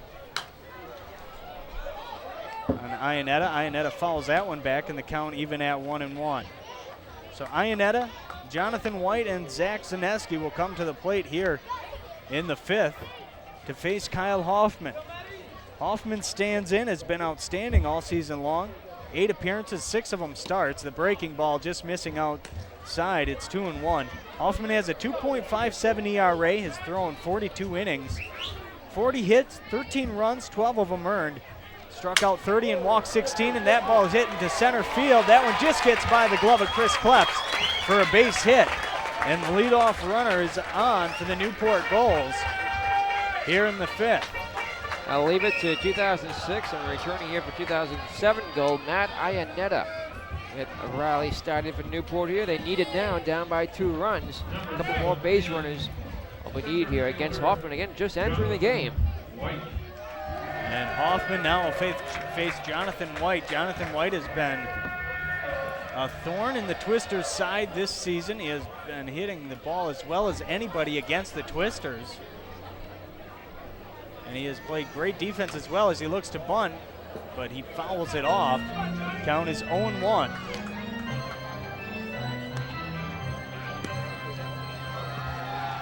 Hoffman, this will be his 9th appearance.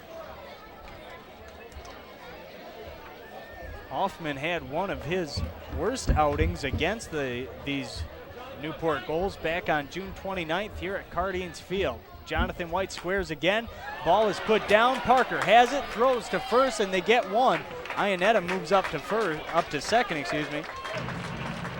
And there's one away here in the 5th inning, but Kyle Hoffman in that game a month ago went 4 1/3 innings, giving up 6 hits, 5 runs, all of them earned, walked 5 and just struck out 4 in the 22 batters he faced. It was a struggle for him in a game that they lost, ended up losing 6-5 against these Newport Gulls. Actually, they ended up coming back and winning that one 6-5 against the Newport Gulls. Rugbauer will trot out, have a word with Hoffman.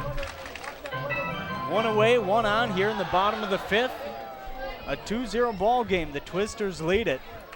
They trail the Gulls by just a game in the standings, and a win here tonight would even it up.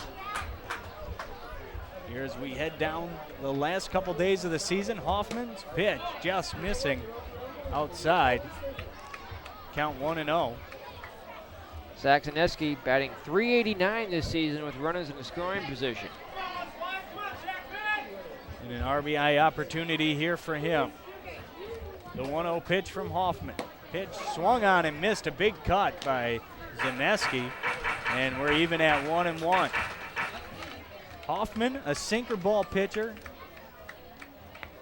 Throw a breaking ball as well, but relies heavily on his sinker. Very successful when he keeps the ball down. The only time he has struggled is when that ball gets upstairs on him as Zaneski steps out. But Hoffman is not overpowering, only struck out, does have 30 strikeouts in 42 innings pitched, but will allow his defense to do the work. Mostly ground balls you see on him, and breaking ball is outside. 2-2 the count. Or 2-1 the count, excuse me, on Zaneski. But Hoffman will get a lot of ground balls. He has had 6 double play balls this season in his favor that has been helpful for him. The 2-1, Hoffman comes set. Works out of the stretch, the pitch swung on and missed, strike 2. Count back even at 2-2.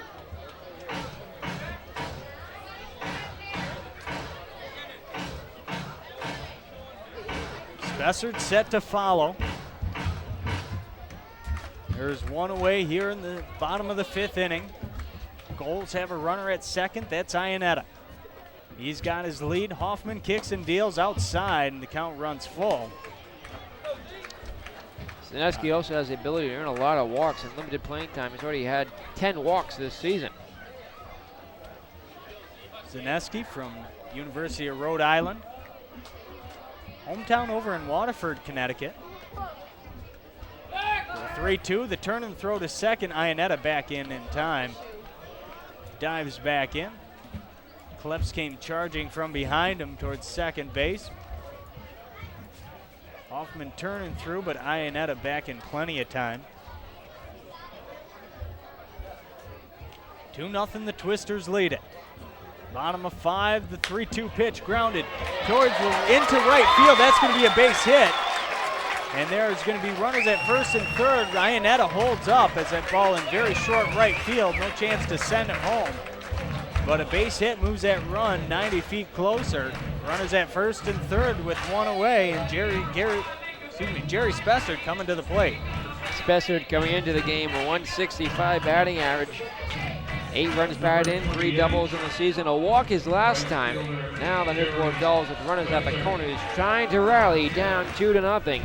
A playoff atmosphere here at Cardines Field, a full house. Nearly 3,000 fans on hand for this one right now. Hoffman set to deliver to the lefty. That pitch hits the outside corner, and it's 0-1. Nick, it seems every time these two teams meet, Torrington scores 2 runs in a 0-0 ball game. Nobody's been threatening. They score. All of a sudden, Gulls are back threatening. These two, whatever punch is thrown at them, they're ready to fight back and counter it. And again, pitching was the key through 4 innings. Twisters put up 2. Now the Gulls are threatening right back. All it does is feed the rivalry that already existed between these two teams. That ball outside, even at 1-1. And it seems like that's been every game between these two ball clubs. Every game this season, except for the first, decided by 1 run. And that one just decided by 2. And now Hoffman comes set. The 1-1. Spessard rips one deep center field. Going back is Darraghish. Dead center field. Over his head, makes the catch, an outstanding catch, having to run back to first, and he will get there. Is Zaneski, but scoring on the play, Iannetta will tag up, but a big catch there by Eric Darraghish as Spessard gave that a ride to the deepest part of the ballpark, and Darraghish brings it in just in front of the wall.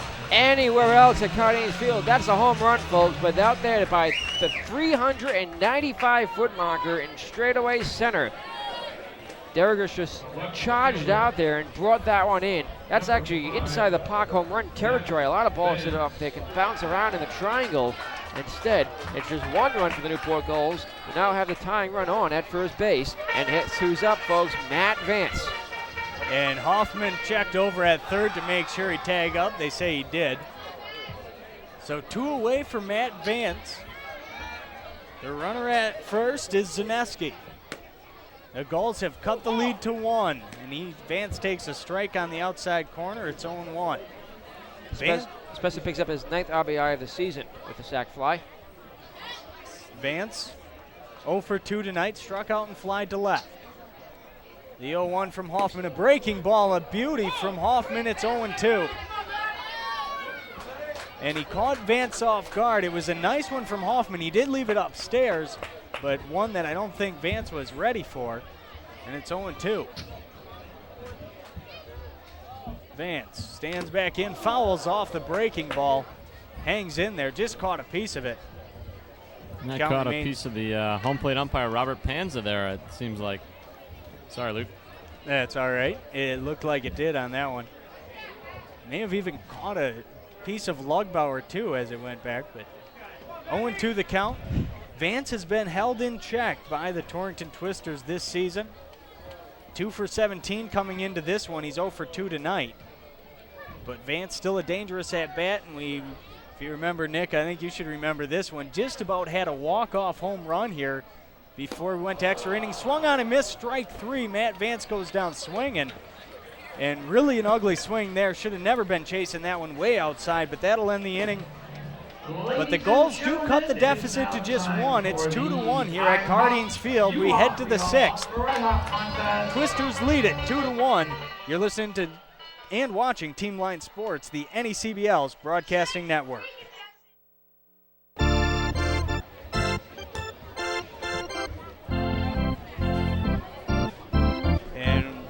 We are back here at Cardines Field, Newport, Rhode Island, for a Southern Division battle between the top 2 teams. It's a battle for first place.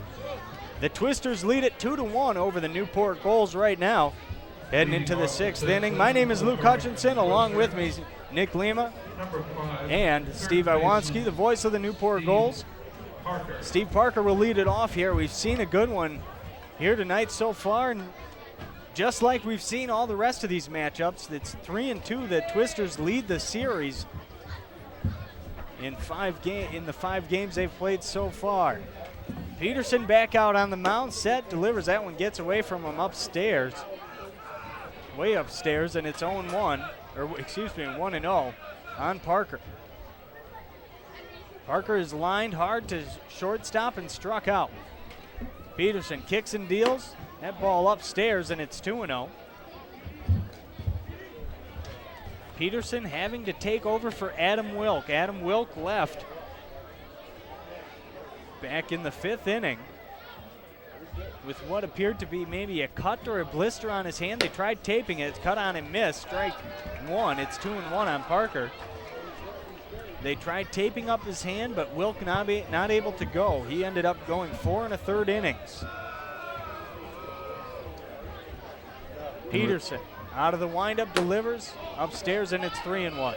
And we're still not positive if that was an injury that Wilkes sort of developed throwing over the course of the game, or if possibly he injured it maybe fielding one of the plays that earlier in the game, but certainly not something that Coach Mike Coombs wants to see in this stage of the season and heading into the playoffs possibly. And Parker earns a walk to lead off the 6th inning. So again, the leadoff runner aboard for the Twisters. And Garrett Green now coming to the plate. Garrett Green is 0 for 2, but has given the ball a ride in both times. Flied out deep left center field and then deep right center field. Nice catches by White and Spessard on both plays, as Scott Virgilak, the pitching coach, is going to come out and have a visit with Peterson. The Twisters lead it 2-1 here. Short visit from Virgilak here in the top of the 6th inning. Peterson gave up a walk to Parker to lead off the 6th for the Twisters.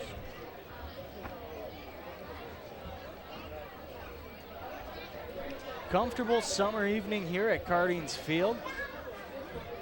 Look like thunderstorms might be on their way. They have held off so far, and hopefully they continue to do so. Twisters needing to get this game in. They've had plenty. As this ball gets by Zaneski, Parker's going to move up to second easily. And that's going to be a pass ball charge to Zaneski. Should have had that one. Parker moves up easily, and now a runner in scoring position. Do have a report on what happened with Adam Wilk. He had some sort of ingrown nail, something to that extent, on his, not on his throwing hand, but on his right hand. We saw it bandaged up when he took his glove off when they had a close-up shot of him earlier. And that's why he was taken out of the game. It wouldn't stop bleeding and kept bothering him throughout the game. And that pitch fouled away and out of play by Garrett Green. That report straight out of the Newport Gulls dugout, thanks to our dugout camera person, Ryan Bettencourt, who's over there. So Wilk done for the game. After going 4 1/3, and Peterson trying to eat up some innings here for the Gulls. And don't look now, just a lightning flash to the left side. Garrett Green fouls this one off his foot. The umpires didn't see that flash, but if they do see one that's prominent, they will call a 20-minute delay to this game immediately upon seeing it. So hopefully that's the last one we see for a while. There's that heavy storm moving in from the north. It's moving from north to south, and it's now hitting the northern end of Aquidneck Island.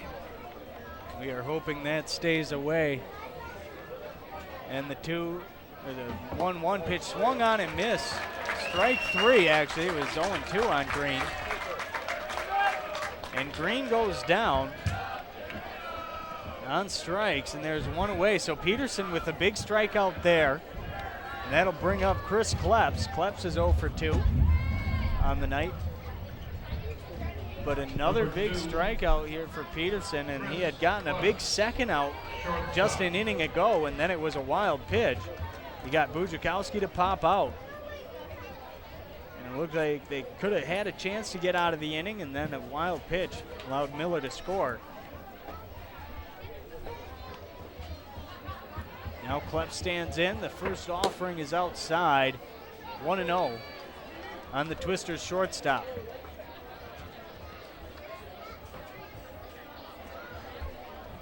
And it looks like some of these fans are starting to head for some kind of cover. Not sure if it's just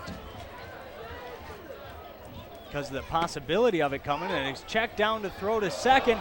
Peterson, the ball gets into center field, and Parker's going to take off for third. Zaneski, a risky play. It's going to be an E2 on that one. Zaneski really taking a chance that he didn't need to. There, Parker was well off the base down at second base, but a costly mistake. The ball goes into center field, and Parker now stands at third, just 90 feet away with one out. Yeah, Luke, not really a smart move by Zaneski there. Parker not taking a huge lead, and of course only one out here. So now he moves up 90 feet and 90 feet away from scoring again. And with a 1-1 count on Kleps, Mike Coombs is going to come out, and that is going to do it for Peterson. So his night is done, and they are going to turn it over to the bullpen here in the sixth inning with the run just 90 feet away and one out. 2-1, the Twisters lead it over the Gulls. And we'll be back to tell you all about the new Newport Gulls pitcher. Here you're listening to Team Line Sports, the NECBL's broadcasting network.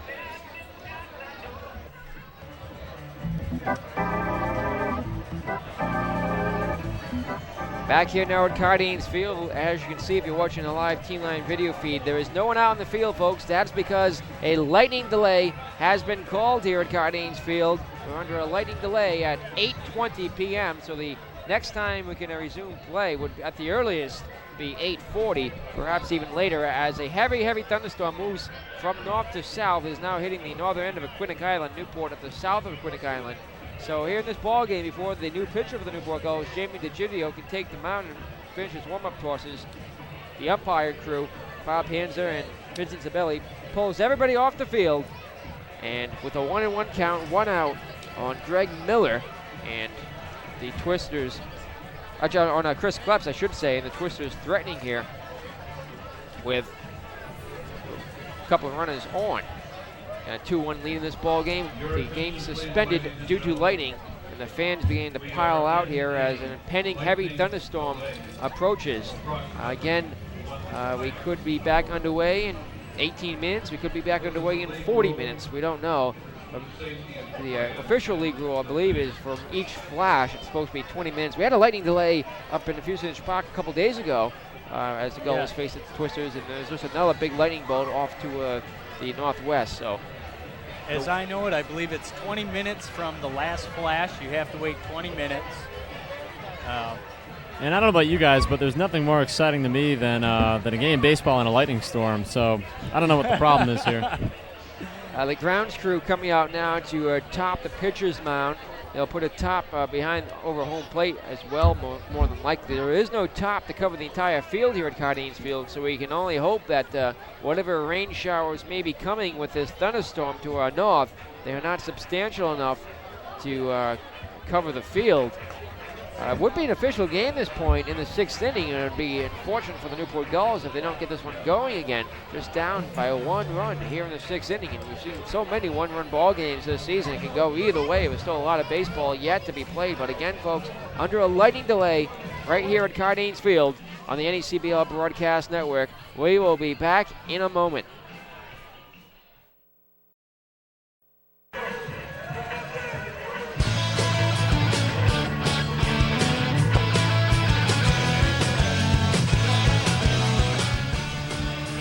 And welcome back here to Cardines Field here in Newport, Rhode Island as we get set for baseball yet again. Jamie DeGidio taking his warm-up tosses on the mound will be entering the game here in just a few moments. We look to get back going at, any minute now, 9:17, 9:18. So in total, the rain delay will be a 57-minute delay due to lightning. As we get back to go at 9:17, Jamie DeGidio taking a couple more warm-up tosses. Will be the new pitcher for the Newport Gulls, DeGidio. Coming into the game in relief of Stephen Peterson. Right now, the Torrington Twisters lead this ball game 2-1, 1-1 the count to Chris Kleps with 1 out here in the top of the 6th inning. The Twisters have a runner at third base. Unfortunately, error in this inning has put that runner there from Zach Zaneski. And 2-1 the Gulls lead it, trying to keep it close. Jamie DeGidio, Narragansett, Rhode Island native, has a 3.0 ERA, no record in 12 appearances. 15 innings of work. He's going to have 13 hits, 10 runs, 5 of them earned, walking 7, striking out 17. Nick Lima alongside Steve Owanski and Luke Hutchinson here on the NECBL Broadcast Network. Stepping up is Chris Kleps. A count even on him, a ball and a strike. We're about ready to get back to baseball after a lightning delay of 57 minutes. We were delayed at 8:20, resuming play at 9:17. Infield in, at the edge of the grass, all around for the Newport Gulls. Jamie DeGidio will look in, get the sign from his catcher, Zach Zaneski. Play ball, says home plate umpire Bob Panza. Looking in is Jamie. On the cleanup hitter Kleps, he's over 2 in the ball game. From the set, the 1-1 pitch instead. He steps off, and with the play-by-play, we'll send it over to Luke Hutchinson. Thank you, Nick. And again, a good one we're seeing here from the Gulls and the Twisters. And back to action after almost an hour as DeGidio comes set. And the pitch is in there for a strike, and it's 1-2. Guys, is it me or is it a little quieter in here right now? A little bit quieter, I think. 3,000 fans have turned into 300 fans here at Cardines over that 1 hour delay. We have not seen any rain yet, though, and it looks like that weather storm is dispersing. And the 1-2 to Krebs. Strike 3. Chris Kleps goes down looking. And another big out there, a big strikeout for DeGidio. And there's 2 away, and Greg Miller will come to the plate. With 2 away, runner at third, Stephen Parker, is 90 feet away. A big run that the Twisters would like to have across. They lead it by 1, but they'd like to add to that lead. Greg Miller stands in the first pitch, low for ball 1. The Irish fans that normally reside down the left field line have moved off to our right here, just behind us in the press box. About 20 of them. 1-0 on Miller. DeGidio comes set, the pitch. Just missing up high. In the count now 2-0 on Miller. Miller, a big kid, 6'4", 220 pounds. sophomore out of Seton Hall. Stands back in 2-0, a count in his favor. DeGidio deals, strike one on the outside corner. Count now 2-1.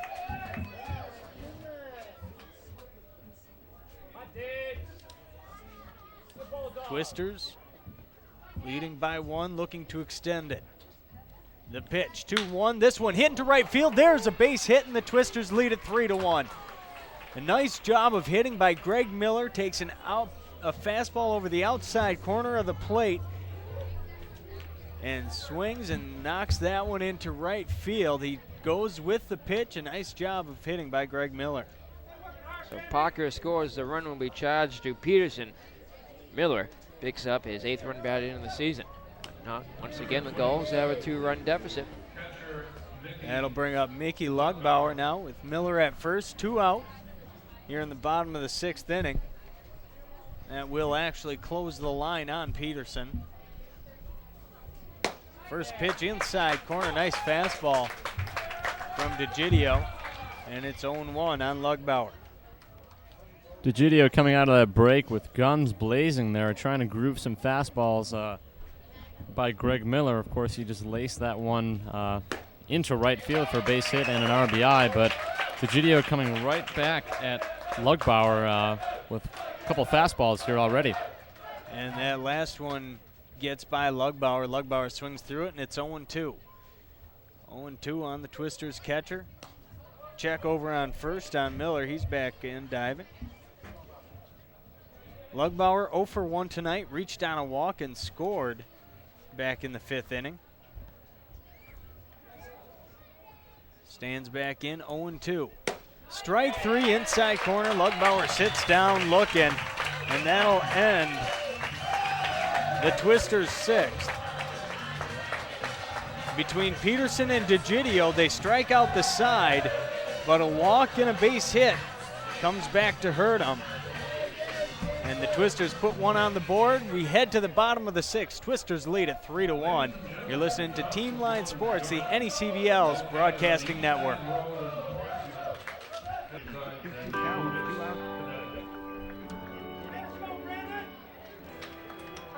And welcome back, Cardines Field here, 3-1 ball game. The Twisters lead it over the Newport Gulls.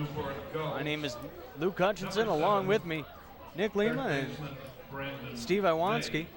Here as we head to the bottom of the 6th, Twisters have a new pitcher on the mound. It's Chris Anderson. He's set to face Brandon May, Gabriel Sade, and Ryan Wiegand, and starts off May with the ball, the 1-0, in there for a strike count even at 1-1. Anderson comes in on the year. 2.66 ERA, 3-2 record, 14 appearances, all in relief. 20 1/3 inning, the 2-1-1. That one's hit into right field. Diving stop by Garrett Green, but it bounces out of his glove, and that's going to be a single for Brandon May. Garrett Green made a diving stab at it, but the ball just trickled away from his glove, got it in his glove, but then back out. But a single for Brandon May, and there's the lead runner on. And got to hand it to Garrett Green there for attempting to make that play off the bat. That looked like it might squeeze through into right field, but he was able to dive and keep it out of the outfield. Unfortunately, it slipped out of his glove, but it is a single for May, so the Gulls may have something going here already in the 6th. Now Sade will stand in. Anderson now works out of the stretch. Pitch in there for a strike, and it's 0-1. Rest of the line on Anderson on the season in that 20 1/3 innings of work. 16 hits, 8 runs, 6 of them earned. Has walked 8, struck out 23. Opponents are batting just .213 on him. 0-1 inside and low. Breaking ball in the dirt, and it's 1-1. Nice block by Lugbauer to keep May at first. Sade, Wiegand stands on deck. Sade at the plate. A lot of hitting room in left center field for Sade here. Shading him towards right. That pitch fouled on into the stands. Count now 1-2 on Sade. Anderson. He is from West New England College, a junior. 6'4", 215 pounds. He's a southpaw from Moodus, Connecticut. Check over on first, May back in.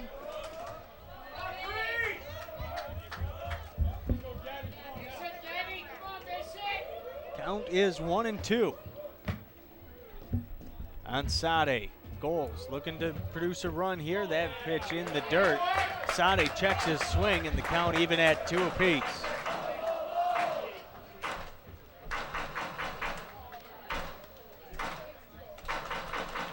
Again, an hour delay due to lightning, or just about an hour, has pushed this game back. We're in the bottom of the 6th inning. As we close in on 9:30. Anderson deals, just missing inside with the breaking ball. Count goes to 3-2. You're not going to get many chances again against this Twister pitching staff. Strasburg should be available to close in the last inning or so. So now's the time to get the bat swinging. I would assume he is. The 3-2 pitch. That one laced. Kleps just over the top of Kleps's glove. Will Cherry in left field throws it back in just over the outstretched reach of Chris Kleps at shortstop, and there's runners at first and second. It looks like Kleps maybe got a bad read on that. It certainly was within his range to leap and make the catch, but I think he might have jumped just a little bit late for that one, as it seemed to almost be into his glove as it went over his head, but you definitely saw him a little frustrated after that one was lined over him. So 2 singles here for the Gulls. 2 aboard, nobody out for Ryan Wiegand. There is action in the Twisters bullpen. That is Steve Strasburg warming. The first pitch, Wiegand squares to bunt, and he takes a strike.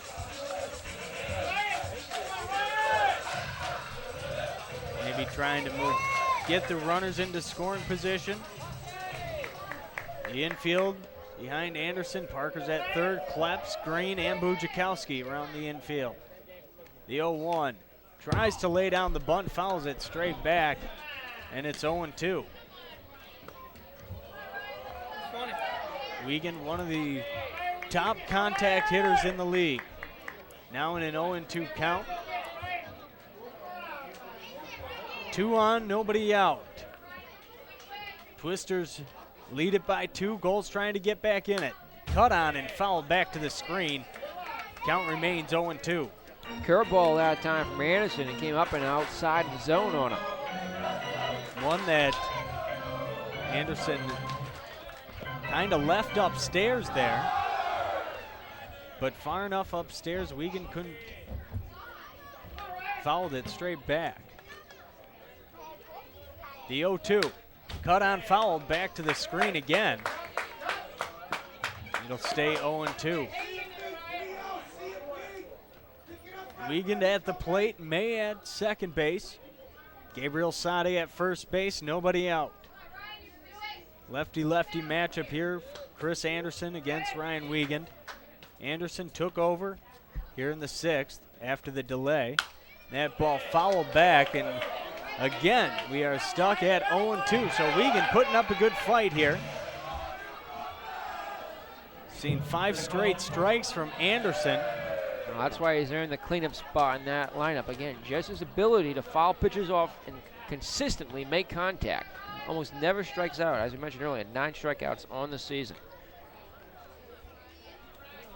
And the pitch down low.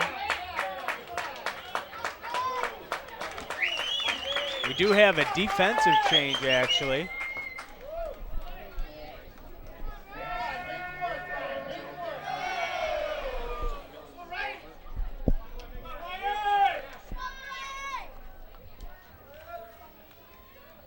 Anderson now comes set, the 1-2. Outside, and now it's 2-2. Little defensive change here in the Twisters defense. In left field, Greg Miller has moved from right over to left. Will Cherry moving from left to center.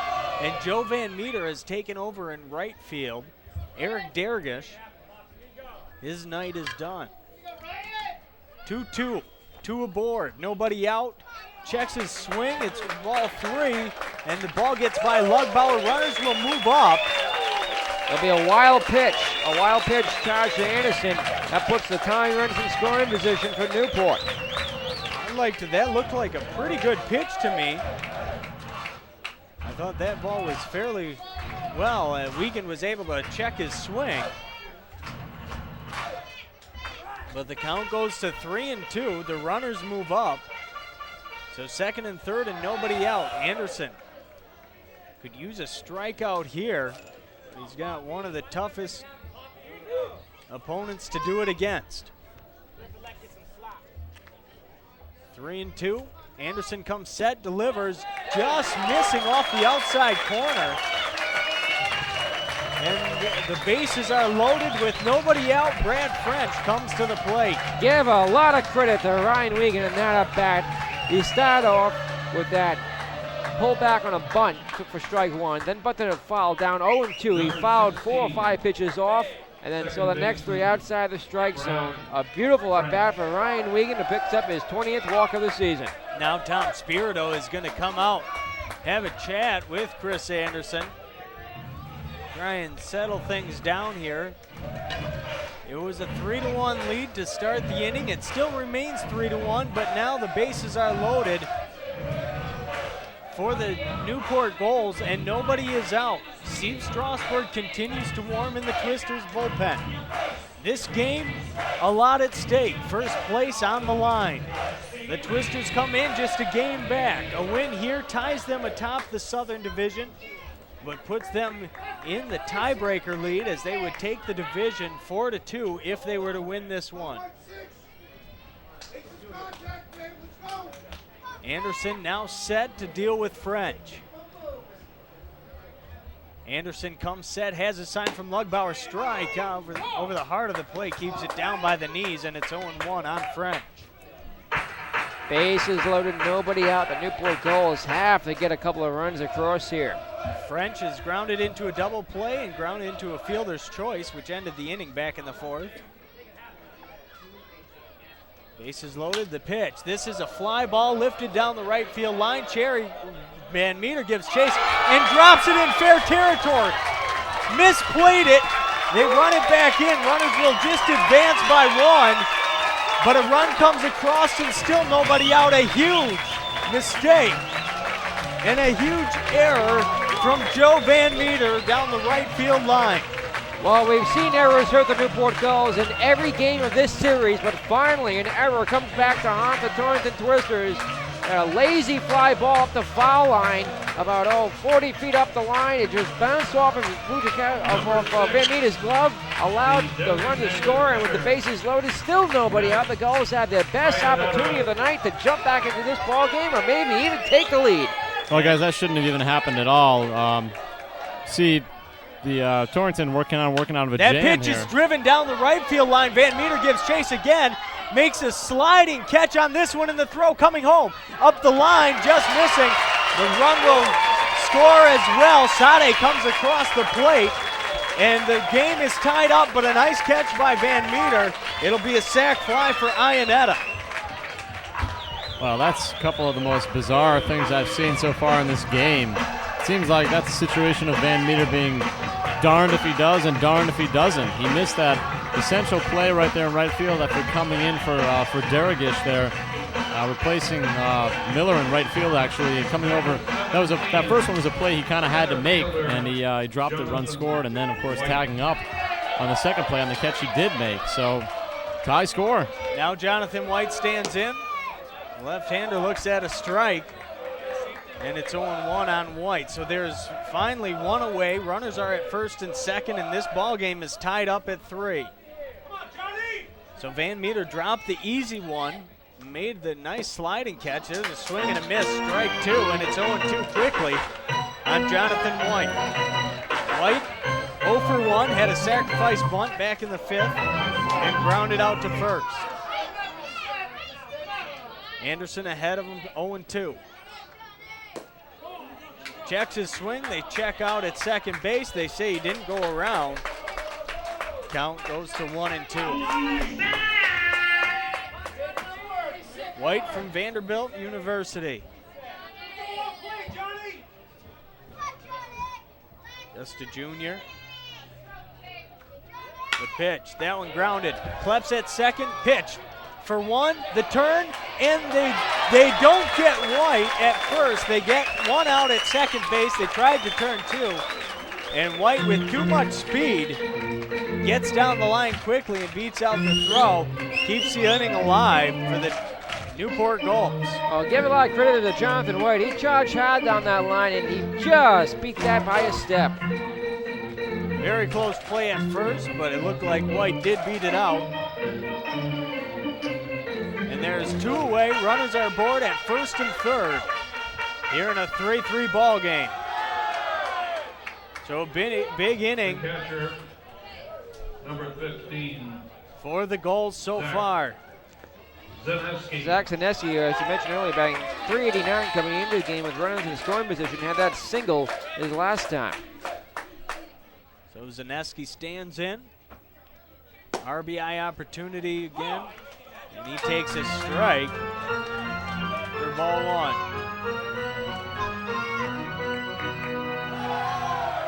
Oh-1 on Zaneski. Anderson trying to get out of the inning for the Twisters and keep it a tie ball game. The breaking ball misses down low and the count's even at 1-1. On deck stands Jerry Spessard. Anderson hoping he doesn't have to get that far. Anderson comes set. The 1-1 pitch. He throws over to first. White was almost leaning the other way, but gets back in time. Yeah, White 10 for 12 on stolen bases this season. Had a considerable lead that time. The lace straight out to get back in. Jonathan White with excellent speed at second. 1-1. This one fouled off right behind the plate, and the count now 1-2. Wiegand, not great speed at third base. White with tremendous speed. Anything in the gaps could potentially score White. Wiegand stands at third, White at first. The 1-2, Anderson again to check on White. Count remains 1-2. Bottom of the sixth inning. Gulls looking to take the lead here. They've tied it up by scoring two already. Zaneski steps out of the box. 2 runs have come across to tie this one up at 3 apiece. Again, a battle for first place in the Southern Division. Anderson comes set, has his sign, another throw over to first. And again, White almost leaning the other way, still gets back in.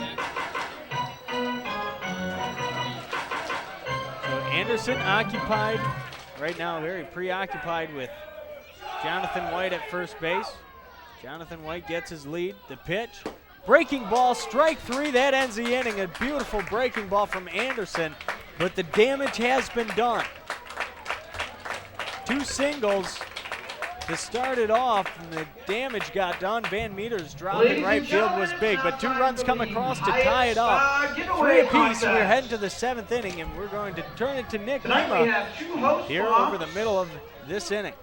We take it live down to the field as we cover, as we do occasionally for you in the ACBO Broadcast Network, one of the in-between inning contests as a couple of the Newport Gulls host family members on Host Family Appreciation Night, we're participating in the Spa Run Contest. The goal of the game to run over to the house coach, put them on, and run back to Newport Gully.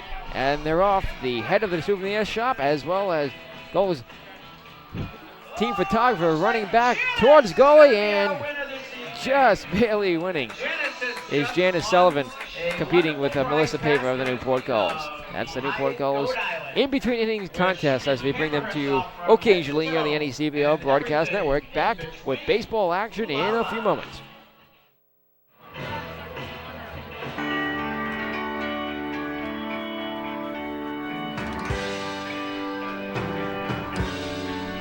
And welcome back. Cardines Field getting set for the 7th inning. 3-3 ball game between the Gulls and the Twisters. Again, we have seen a good one here, and for the last 3 innings, going to turn it back over to the voice of the Newport Gulls, Nick Lima. Thanks, Luke. Nick Lima, Luke Hutcherson, Steve Iwanski on the NECBO Broadcast Network.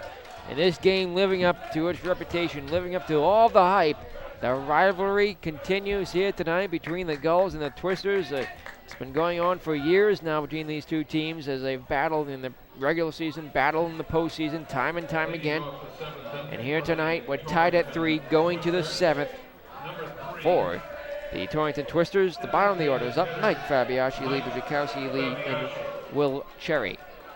Jamie DeGidio out there for another inning of relief. He came in the 6th, didn't allow that run to cross the plate, but struck out a pair of batters to get out of the inning. Fabiasci 0 for 2, a strikeout on the 9th. DeGidio looks in. The right-hander from the windup, the pitch. Fastball on the inside corner, a called strike, says Bob Panza. Tied at 3 in the 7th. Quarter of 10 here on the East Coast. And a 50-minute lightning delay, the 0-1 pitch. Breaking ball is missing in low. 1-1 the count. Delayed at 8:20, resumed at 9:17. This game taking a long time, the 1-1 delivery coming.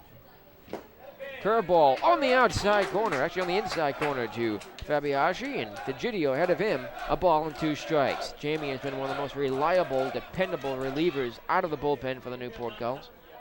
He looks in. Winds over his head, the 1-2 pitch. Called third strike, fastball inside corner. Fabiasci didn't like it, but he'll head back to the dugout. Strikeout number 3 for DeGidio. Just what the Newport Gulls need here. Solid relief pitching, keep the score tied, give the offense a chance to come back in this one and take the lead. Twisters have had a lead or had it tied all night. Newport has not led in this ball game yet. Lee Bujakowski with the batter now. He's 0 for 2. Struck out swinging to lead off the 3rd and popped up to 3rd. Here's the pitch. On the outside corner, taken for strike 1. Starter Adam Wilk went 4 solid innings, getting the side in order in the 2nd, the 3rd, and the 4th, striking out 4. But left the game with an injury. He only gave up 1 hit, the only base runner for the Twisters. The 0-1 pitch popped up off the left side. It'll get out of play beyond the grandstand. Bounces onto America's Cup Avenue. Over 3,000 fans, at least in this ball game, but many have left due to the extended delay. But hundreds still remain here. Still Volko in support of their Gulls. The 0-2 pitch to Lee. Swinging ground ball bounce, a couple awkward hops at third base, and May backhand throws a long way to first, and on a 1-hopper to Ryan Wiegand, he gets him. Nice play there by May and by Wiegand. Both ends of it. Both ends of that 5-3 put out to get Bujakowski. Newport Gulls doing what they need to do as we take a look at the instant replay on that one. May backhanded, slid to his knees, good up, and a great pick by Wiegand off the left side of the bag to retire Bujakowski. 2 up, 2 down in the 7th for Will Cherry. So for 2, he's shown an error and struck out. DeGidio's pitch. Fastball on the outside corner. Strike 1. Cherry, batting .223 coming into the game. A homer and 8 runs batted in. Leads the Twisters with 40 strikeouts. The 0-1 delivery. Swing a line shot on the ground, bouncing the shortstop side. A has it. Double clutches, throws to first, just in time to get Cherry for the out that retires the side. The Twisters go down order here in the 7th. We played 6.5 from Cardine Field. It's 7-inning stretch time here at the ballpark. Let's pick up Newport Gulls public address announcer Don O'Hanley as he's saying, "Take me out to the ball game here at Cardines on the NECBL Broadcast Network." Maybe stretch your lungs if we can find baseball's anthem. There it is. The maestro comes through. Take me out to the ball game. Take me out to the crowd. Buy me some peanuts and crackers. I don't care if I ever get back early through. Root for the Gulls team. If they don't win, it's a shame. For it's 1, 2, 3 strikes, you're out at the old ball game. 7th inning stretch time here at Cardines Field. We're tied at 3. Back in a moment on the NECBL Newport Gulls Broadcast Network. Third base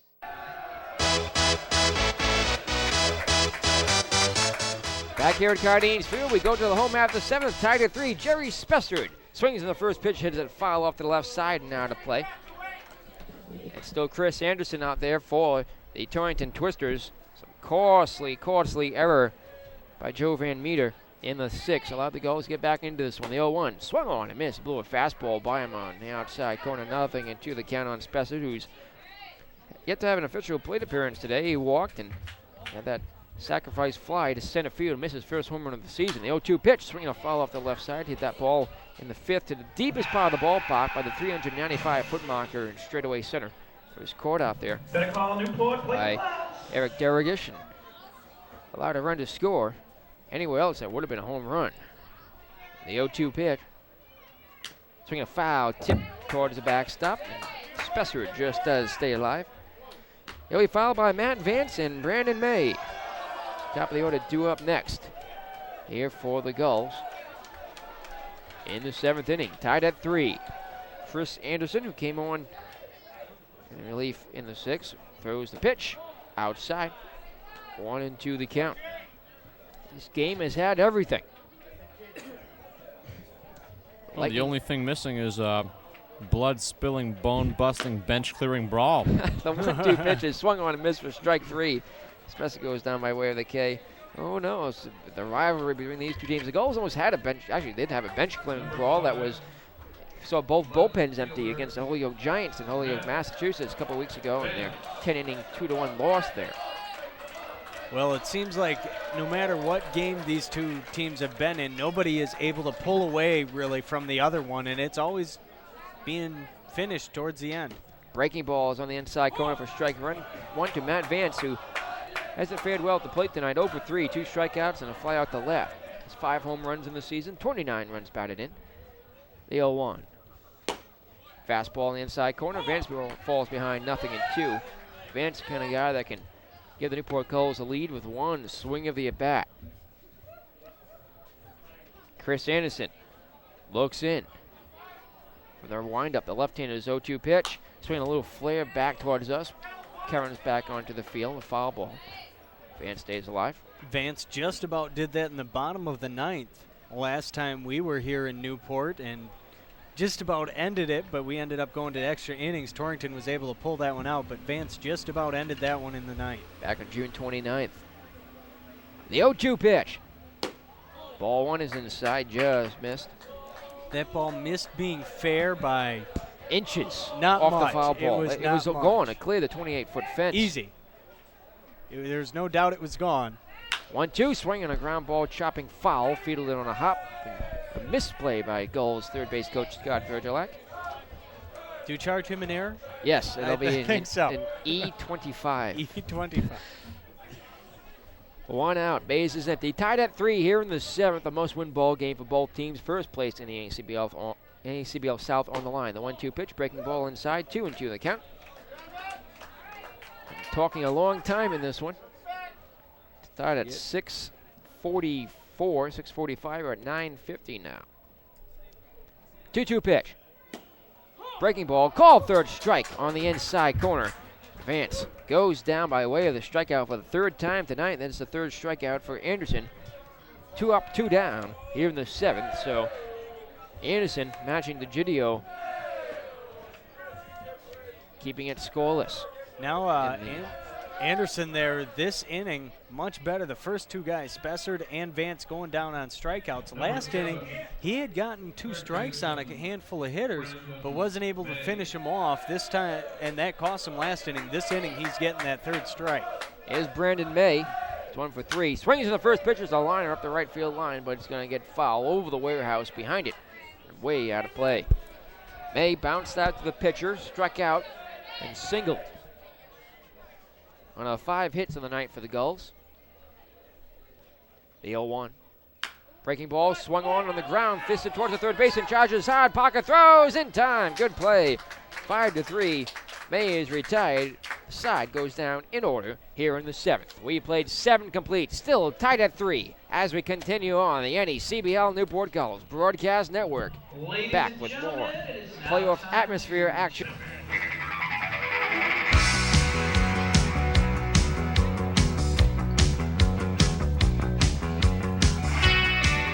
We go to the 8th, still notched at 3, a must-win ball game for both teams. Welcome back here to Team Line, the NECBL Broadcast Network. The Newport Gulls, the Torrington Twisters. Torrington leads the season series 3-2. Newport looking for a split here tonight. More importantly, looking to stay in first place in the NECBL Southern Division. Just a one-game lead over Torrington. As Jamie DeGidio comes out for another inning of relief. He got the side in order with striking out 1 in the top of the 7th. We'll face the top of the order here. Joe Van Meter, his first at bat of the ball game. Eric Derigish was pulled for defensive purposes in the 6th. Derigish had gone 1 for 3. His leadoff single in the first, pair of groundouts. DeGidio looks in on Van Meter from the windup. The pitch. Fastball swung on, hit in the end of right field. Moving over is Jerry Spesser to make the catch for the inning's first out. Had to go a long way catching that one from the warehouse.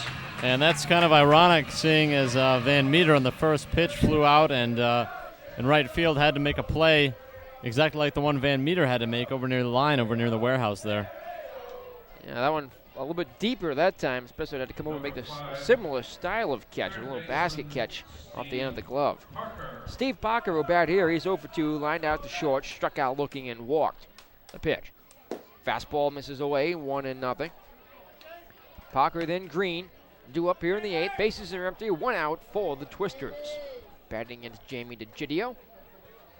From the windup is 1-0 delivery. Outside ball 2. Parker 0 for 2 tonight. Reached on a walk back in the 6th and scored in that inning. Jamie's ready. 2-0 pitch. Swinging a foul, hooking off to the left side and now to play. Beyond the Newport Visitor Center. DeGidio, at the University of Rhode Island. A couple of Rams on the team, along with his teammate Zach Zaneski, who's catching him right now. So a URI battery in this ball game. Native of Narragansett, Rhode Island. He's finished up his junior season for the Rams. 2-1 pitch. Swinging a foul tip to the screen. Count will even. 2 balls, 2 strikes. Here's Steve Parker. Twisters looking to get something started here. They had a 3-1 lead. It was back in the bottom of the 6th inning that Newport came storming back, and now we're tied up. From the windup, here is the pitch. Swinging a foul off the screen again. Count remains 2 balls, 2 strikes. Parker's got the ability to turn on those pitches, but right now he is just a split second behind it. Behind the fastball of DeGidio. Jamie looks in, gets a sign from Zaneski. He winds, kicks, and deals. Swinging a foul off to the left side again and on a play. This one hit harder. Lands beyond America's Cup Avenue. I thought that might have been taken out of light there, pretty close. Yeah. Well, these light towers have been hit many times, and since they were installed 6 years ago, they've been very effective. 2-2 pitch. Swing a drive in the right center field. Way back it goes. Going back is Spencer, looking up at the wall. Reaches up, makes the catch. Oh, Parker got a lot of that one, but not enough. As Jerry Spencer, with good range, came over in right center field. His back to the wall, made the catch for out number 2. A couple of hard hit balls given up by DeGidio here. Parker just got underneath that one a little bit. Here's, you can see the replay if you're watching. Just got a little bit underneath that one. Too much. Otherwise had a good swing through that on DeGidio. Here comes Garrett Green now. Green 0 for 3. Couple of flyouts. Hit the ball well tonight. Also struck out swinging the pitch on the inside corner. Strike 1. Fly to center, fly to right. Struck out in the 6th. Both those balls hit by Green were hard hit too. Driven deep right center and deep left center. The 0-1 delivery. Slider on the outside corner, 1-1. Crowd back into this game now. 2 away, base is empty, tied score. And stepping out is Green. Came in batting .324, leading the team in averages. Averages dropped a few points now. The 0-2 pitch. Going to foul to the backstop. Carries right back onto the infield. Hit that one pretty hard. Look out in the Gulls dugout. That's why they have that screen in front of them. Well, folks, we set a record for attendance here on Friday night. We've done it again here tonight. An all-time attendance record for this ball game. 3,293. 3,293. 3,293 fans, the attendance here tonight, an all-time record sellout. The 0-2 pitch. Ball one is in the dirt. Time to build new seats. They packed them in here tonight. The third 3,000 fan plus game of the season here at Cardines. Thinking about maybe double decking Cardines Field next year. Put another deck on top of this one. Luxury boxes. The 1-2 is fisted foul, back and out of play. That would be nice. Box seating all the way around. Where all the New England dignitaries can bring their families to enjoy fine catering. 2 outs. You're ready. The 1-2 pitch coming to the plate. Swing a foul off to the right and out of play. Good job by Garrett Green here just to hang in. He's behind in the count 0-2, and we saw Wiegand do this a couple innings ago and work a walk eventually. But Garrett Green doing the same here. From the windup, the pitch. Swing a high pop-up, play ball in the infield. In comes French, under it, makes the catch. For the out, that retires the side. 7th straight set down by Jamie DeGidio. We go to the home half of the 8th. Still, the Newport Tonians 3, the Torrington Tonians 3. We're tied up here on the NECBL Newport Gulls Broadcast Network.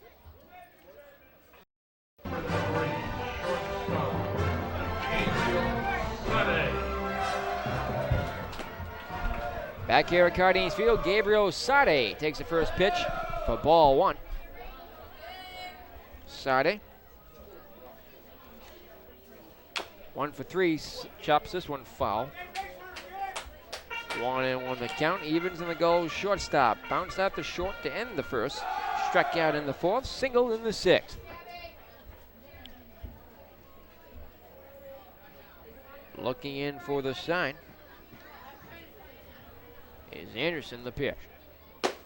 Fastball is high. 2 balls and a strike, the count on Sade. Came into the game batting .242, a homer, 11 runs batted in. 2-1 delivery. Skips in there low. Hitters count 3-1. A walk here would bring Ryan Wiegand back up. He's been on base all 3 times tonight. Anderson ready. The left-hander's 3-1 pitch. Ball 4 is inside. The Newport Gulls get their leadoff man on for just the 3rd time tonight. And now bring Ryan Wiegand up. He's had 2 walks. He's singled. He walked on a 3-2 pitch both times. He battled with Anderson in the 6th and came out on top during the walk, fouling off 5 pitches. Not what you want to do here if you're Anderson, starting off the Gulls with the walk to lead off the inning. Costly here, especially with Wiegand coming to the plate. But Anderson, after now starting his 3rd inning of work, really struggled through the 6th and had a solid 7th, though. See how the 8th turns out. First pitch, squares for a bunt, puts it up the 3rd base line, but rolls foul. And if Anderson is able to retire Wiegand, that would be a huge, huge out. Wiegand, of course, as you mentioned several times, on base 3 times tonight, a big contact hitter, a guy capable of driving in runs. So if Anderson's able to sit him down and even not let him advance the runner, that would be a huge out for Torrington. Wiegand batting on .264 against left-handed pitching. The 0-1. Swung on and missed. Strike 2, and Wiegand in the hole, 0-2. Great breaking ball there by Anderson. But we saw Wiegand in an 0-2 count before, and he hung in there all the way until he earned a walk out of it. He is batting .341 with runners on. And a check on Sade. He sides in safely at first. They almost had him. Sade almost caught napping. Looked like Bujakowski didn't quite get the tag on quick enough. It looked like otherwise they could have had him. But Bujakowski's slow with the tag. From the set, Anderson. The 0-2 pitch. Swing and a miss. He struck him out. A rare strikeout for Ryan Wiegand, who's retired for the first time tonight. It's the first out of the inning. A huge strikeout for Anderson. Well, Wiegand's finally in double digits for the season on strikeouts, but not an easy chore, and Anderson got it done, though. A very big out for Anderson and the Twisters. Got him on 3 pitches. Threw a fastball by him twice. Brad French will bat here. He's 0 for 3, bounced into a 4-6-3 double play. Reached on a bounce into a fielder's choice and the 4th, and reach on the error in the 6th. Checking the runner at first, Sade. He leads the pitch. Inside, 1-0. French, who's second in the team in runs batted in with 23. Batting only .217 with runners on, however. Sade, who has some speed, 10 stolen bases, leads at first. The pitch. Swinging a drive to right center field. The center fielder coming in. He makes the catch for the out. And here's a throwback to first. A simple tag on the bag, and that will do it. A double play to end the inning as Will Cherry out there in center came over, made the catch. They had a hit and run on, and Sade was already at second. And that's going to do it for the Gulls here in the 8th. A 8-3 lie down to a double play for Brad French. And the Newport Gulls go down here in the 8th. We head to the 9th, still tied at 3 as we continue in this game on the NECBL Newport Gulls Broadcast Network.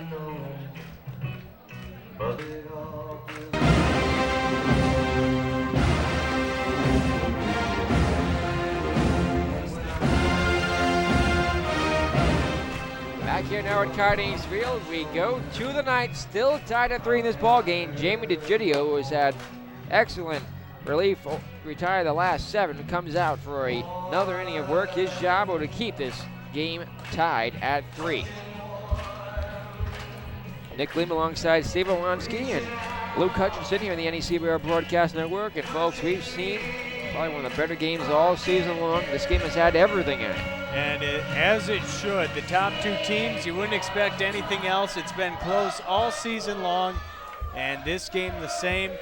Big mistake there, though, by the Gulls in that last inning. Gabriel Sade getting picked off of first. Even if it's hit and run, you got to pay attention to that ball. And even though that was out, would have been out number 2, and then eventually that was number 3 by Sade, base runners are so precious in a game like this when runs are so valuable. DeGidio at the first pitch to Chris Kleps. Here it comes.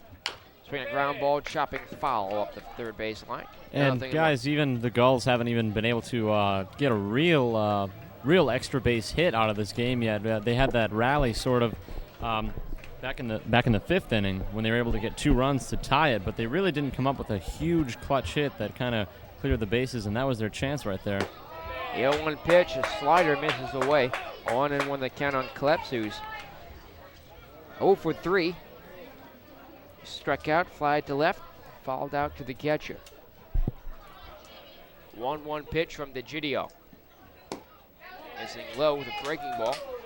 2-1 the count. Actually have not seen a extra base hit all night here tonight, I don't believe. Not from either team. On either side. The 2-1 pitch. Swing and a miss, strike 2, a big cut from Kleps. He blew a fastball by him. Chris Kleps, a returning twister. The 2006 team that had that rivalry with the Newport Gulls. Again, it exists this year. 2-2 delivery. Swinging ground ball, bounces left side, stabbed by May. He throws to first, who won't get there in time.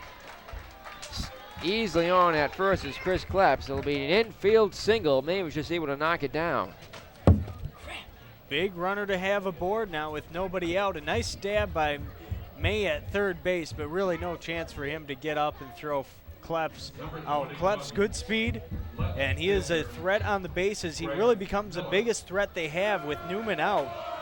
Chris Kleps has stolen 11 bases in 12 attempts, second to Aaron Newman, but Newman on the sideline with the hand injury.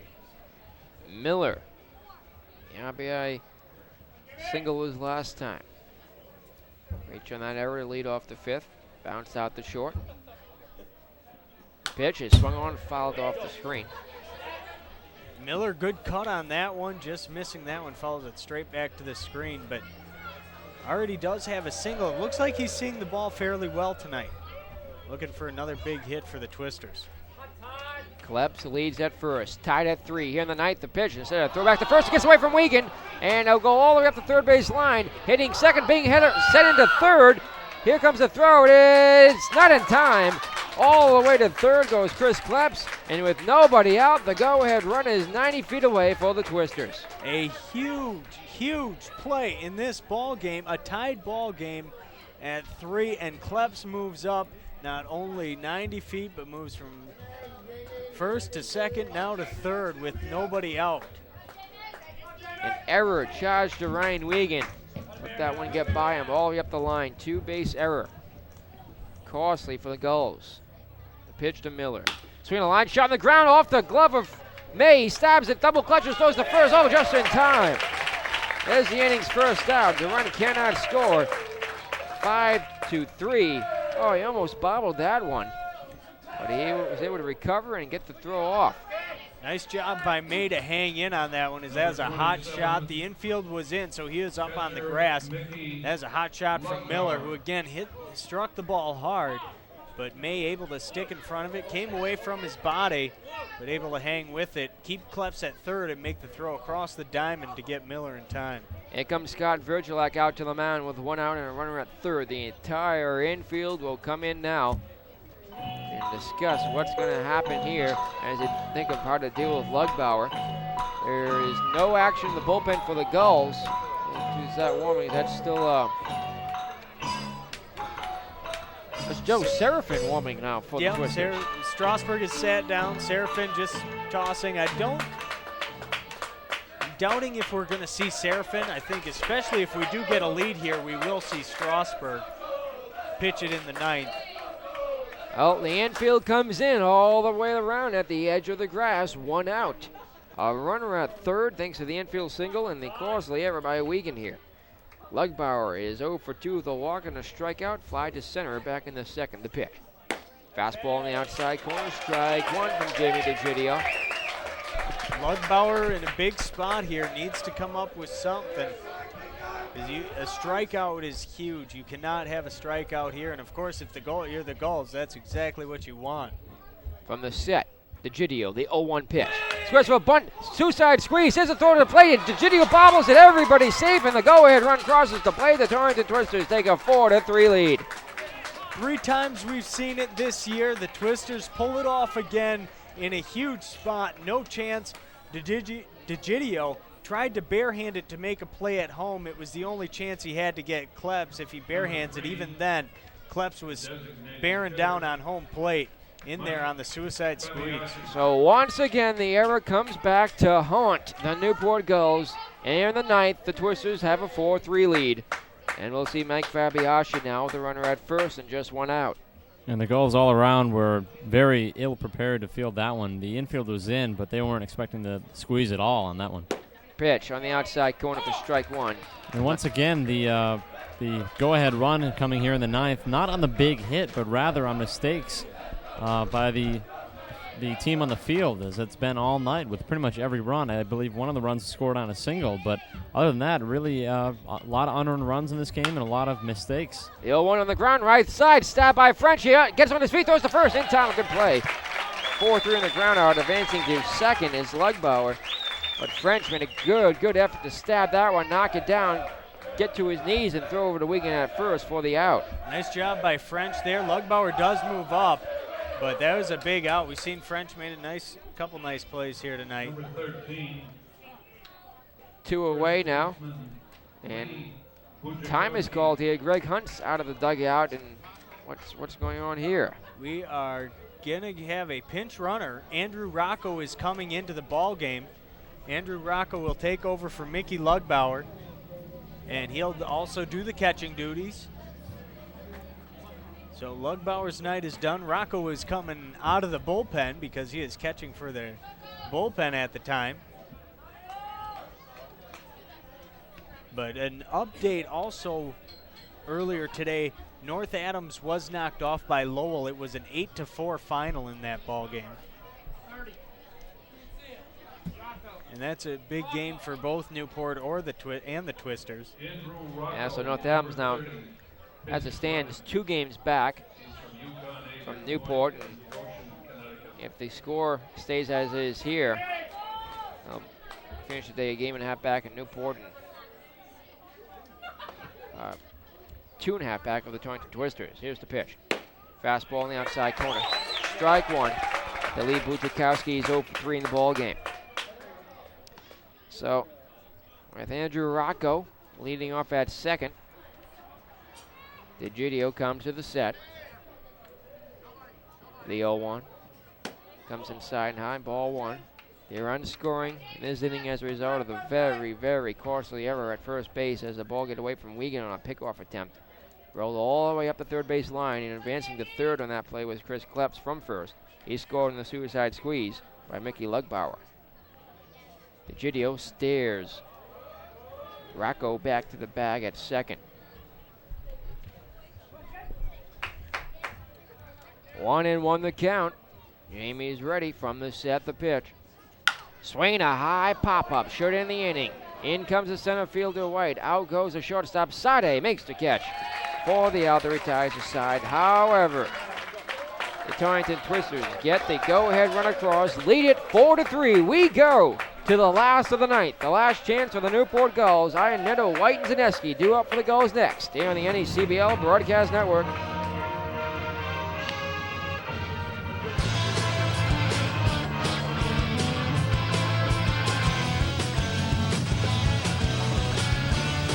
Back here now at Cardines Field, we go to the last of the ninth inning.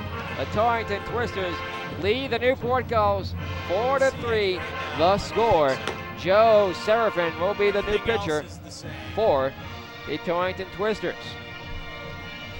Serafin, normally a starter for Torrington, or has been a reliever as well. He started 2 games. He's a second-year Twister. And the second-year Gull will be the leadoff hitter for the Newport Gulls. Matt Ionetta has faced Serafin many times before.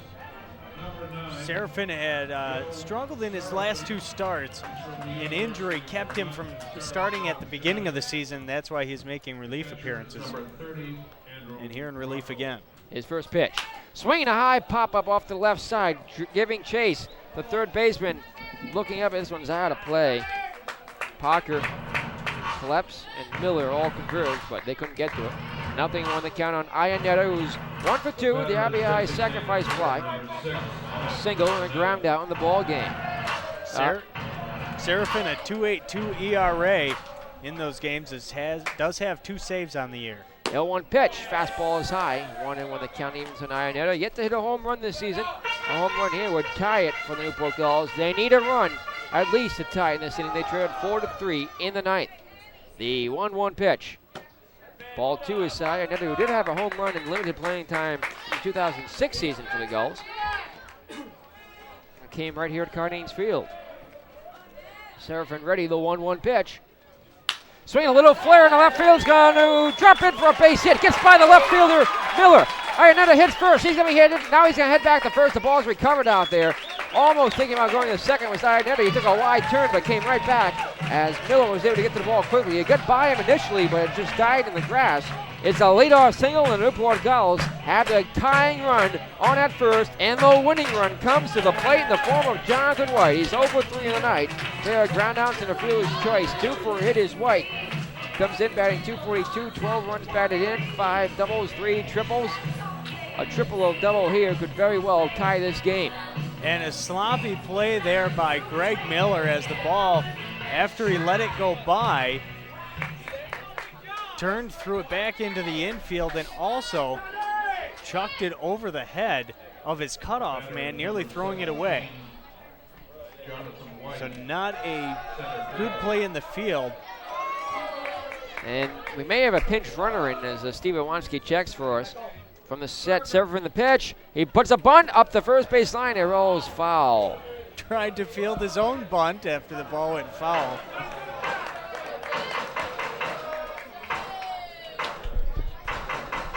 And the Gulls do put Michael Berger in, so Matt Ionetta, the designated hitter, is out of the game as Berger will be the pinch runner for the Newport Gulls. He does have 10 steals on the season. 0-1 the count on the Gull left-handed batter White. The lefty Serafin sets and deals. Bunt popped up to the backstop. White falls over, and he's in the hole, 0-2. One that White probably, if he had to do it again, he would have just pulled the bat back. That was a high fastball, about the toughest pitch you're going to have to try and lay down a bunt on. The tying run, Matt Iannetta stands in at first base. We're here in the bottom of the ninth. The Twisters lead at 4-3. The Gulls threatening, nobody out. The 0-2 pitch coming to Jonathan White. He squares for a bunt, takes it outside for ball one. No contact, no strikeout. White stays alive.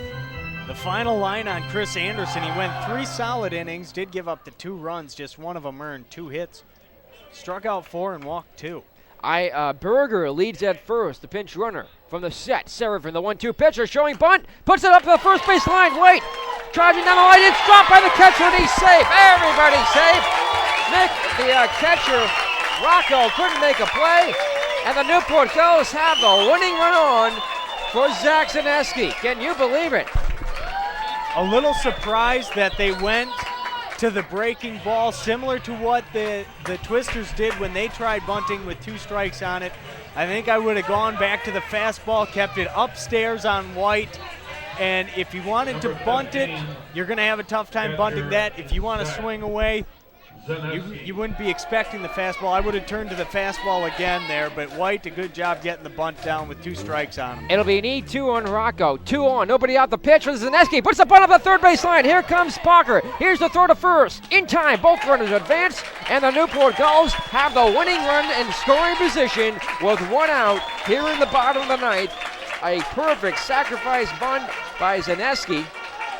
Fouls the sacrifice bunt on a 1-2 count from Jonathan White with the E2. So White with the winning run at second.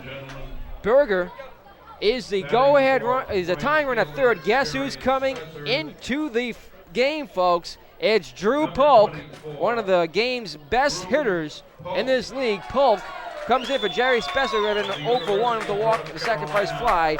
Drew Polk is batting .366 versus left-handers. .579 as a leadoff hitter. Polk overall batting .354. 2 homers, 16 runs batted in. With 1 swing of the bat, he can win it for the Newport Gulls. White at second. Berger at third. And they're going to intentionally walk Polk here. First pitch, outside ball 1. And got to be careful, don't want to throw one away. And you wonder if Greg Hunt might go to Strasburg here, walking Polk and then getting to Vance, and see if he brings in Strasburg. Ball 2 away. So Polk will earn the intentional walk. Berger patiently waits at third. White at second. Ball 3 is away. So Drew Polk will not get his chance to bat. As Serafin sets the 3-0. Ball 4, intentional walk. And Matt Vance will be the batter. Vance, 5 homers, 29 runs batted in. 12 doubles on the season, comes in at .255 batting average. He will be batting here with the bases loaded and just 1 out. We haven't seen Greg Hunt start out of the dugout yet. Let's see if he sticks with Joe Serafin or not. Out for a conference when Rocco, it's possible he could stick with Serafin here. John Giusti now stepping in for Drew Polk as the pinch runner as well. Trying to put more speed on the bases. So the Gulls have 3 of their fastest on now with Berger at third, the tying run, the winning run, White at second, Giusti at first. From the set, Serafin, the pitch to Vance. On the inside corner for strike 1. 1 out. We're here in the bottom of the ninth, and Joe Serafin has to deal with the Gull on every base. Matt Vance, the hero, so many times this season. Can he pull it through here? Hitting room in left center field. A double would win the ball game. From the set. And time is called. Looks like Joe Giusti will be the pinch hitter here for Matt Vance. Well, Giusti on at first as the pinch runner. Oh, I'm sorry. The 0-1. Swing a foul, tip to the screen. Vance in a hole, 0-2. He's 0 for 4 in the night, 3 strikeouts. Vance in an 0-2 hole here, but still dangerous at the plate. Serafin struggled the past couple times out. When he was on at the beginning of the year, his breaking stuff can be absolutely filthy. From the set, Serafin, the 0-2 pitch. Swing a ground ball, stopped by the third baseman. He steps on the bag, throws over the first, in time, and the ball game is over on a 5-3 double play. The Newport Gulls can't get it done against the Torrington Twisters here in the bottom of the ninth with the bases loaded. The Torrington Twisters improved to 4-2 against the Newport Gulls and take the ball game here tonight and have taken back first place in the NECBL Southern Division. We're notched at first place again between the Twisters and the Gulls with just 2 games left in the regular season. Can you believe the Torrington Twisters take this game by a final score of 4-3? We'll be back with the totals and highlights next here on the NECBL Broadcast Network. Your home run, a safe one.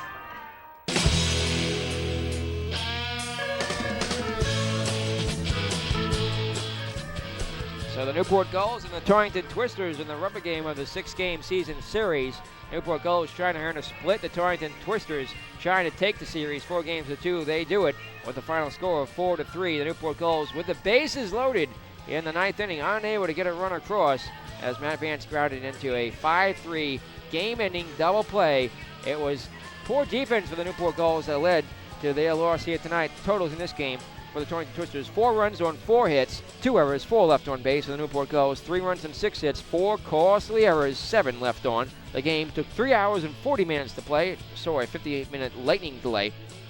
It was watched by an all-time record sellout crowd of 3,293 fans here at Cardines Field. Watch the Torrington Twisters defeat the Newport Gulls 4-3 in the NECBL South. Now the Twisters and the Gulls stand alone at first place in the NECBL Southern Division. Newport at 24-17, the Torrington Twisters at 22-15, and we still have baseball to play in the regular season.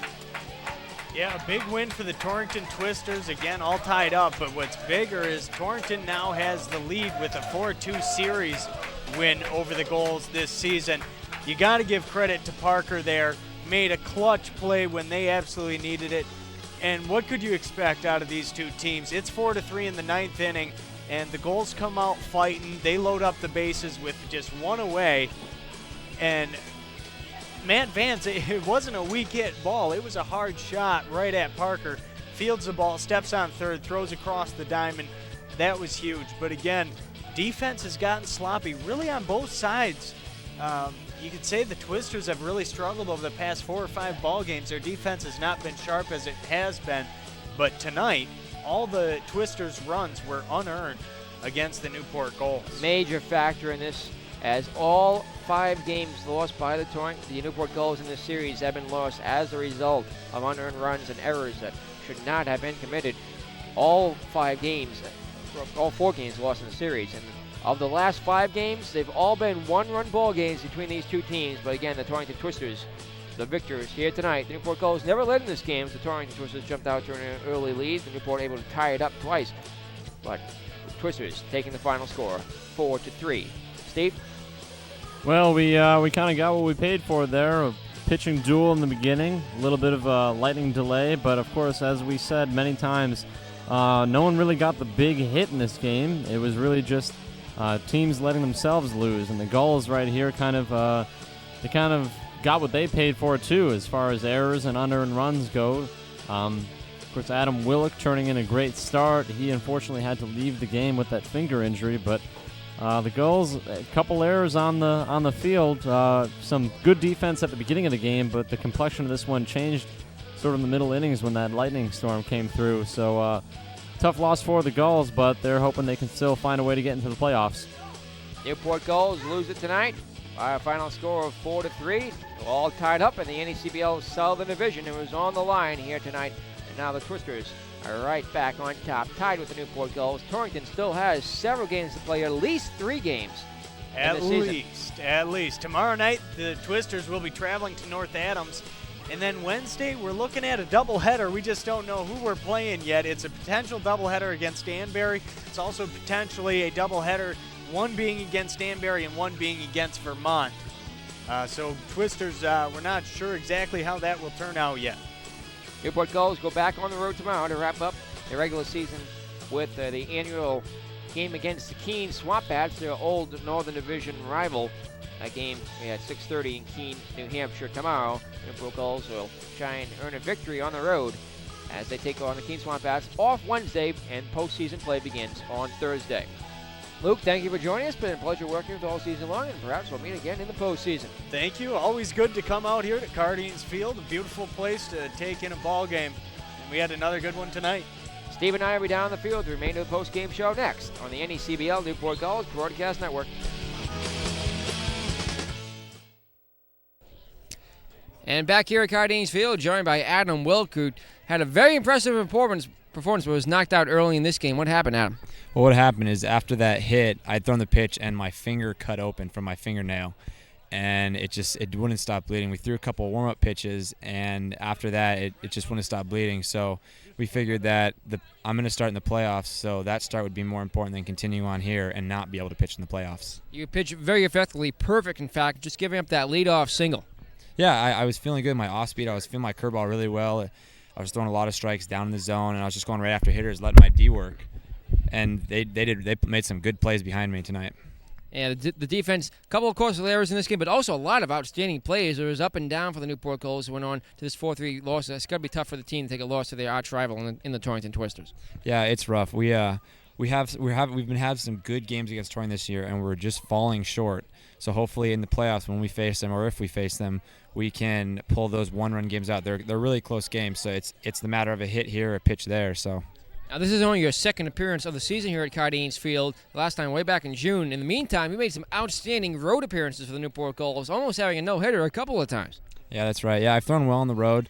It's whether I pitch at home or away, it's a start, and I got to go out thinking that I got to do my job and throw up a bunch of zeros, and just throwing at home is always a treat because we have so many great fans here at Cardines.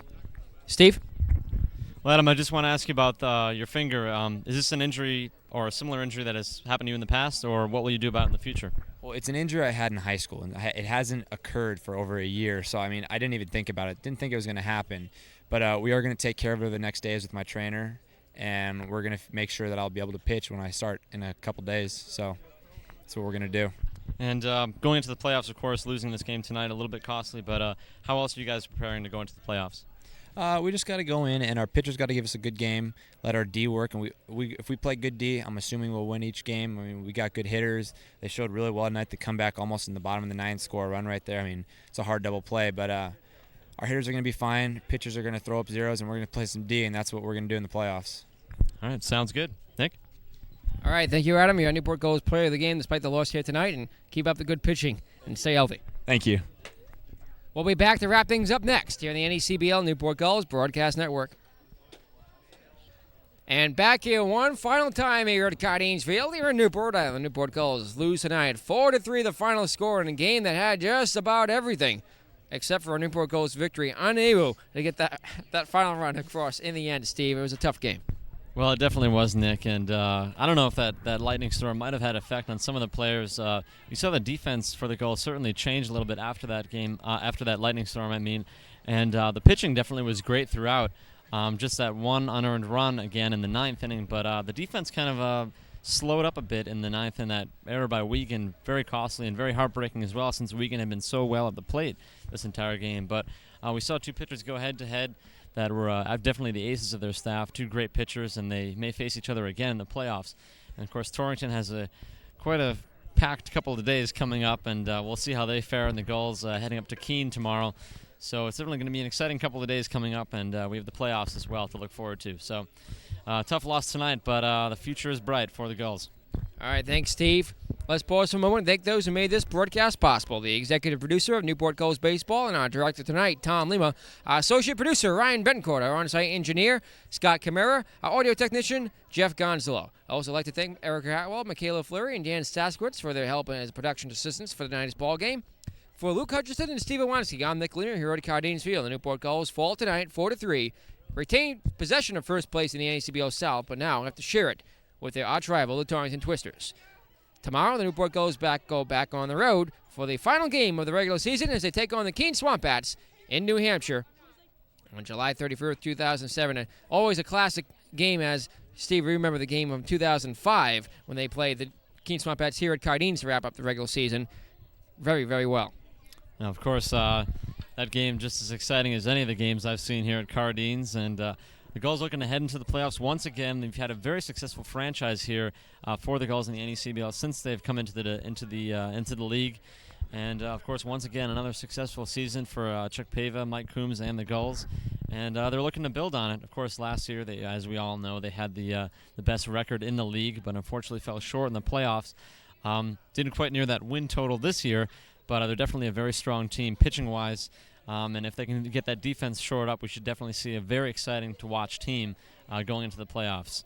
So going into Keene tomorrow, definitely we're going to see a game that definitely worth the price of admission. I'd like to thank everybody for watching and listening all season long here at Cardines Field in the NECBL Broadcast Network. It's the Tigers TV crew and Newport Gulls that brought you Newport Gulls baseball here at the ballpark. Looking forward to seeing you again in the postseason back here at Cardines Field on the NECBL Broadcast Network. Thank you all for watching. The Gulls go back on the road tomorrow, perhaps back here at Cardines on Thursday for the postseason. We'll see what happens then. For all of us here, so long, everybody.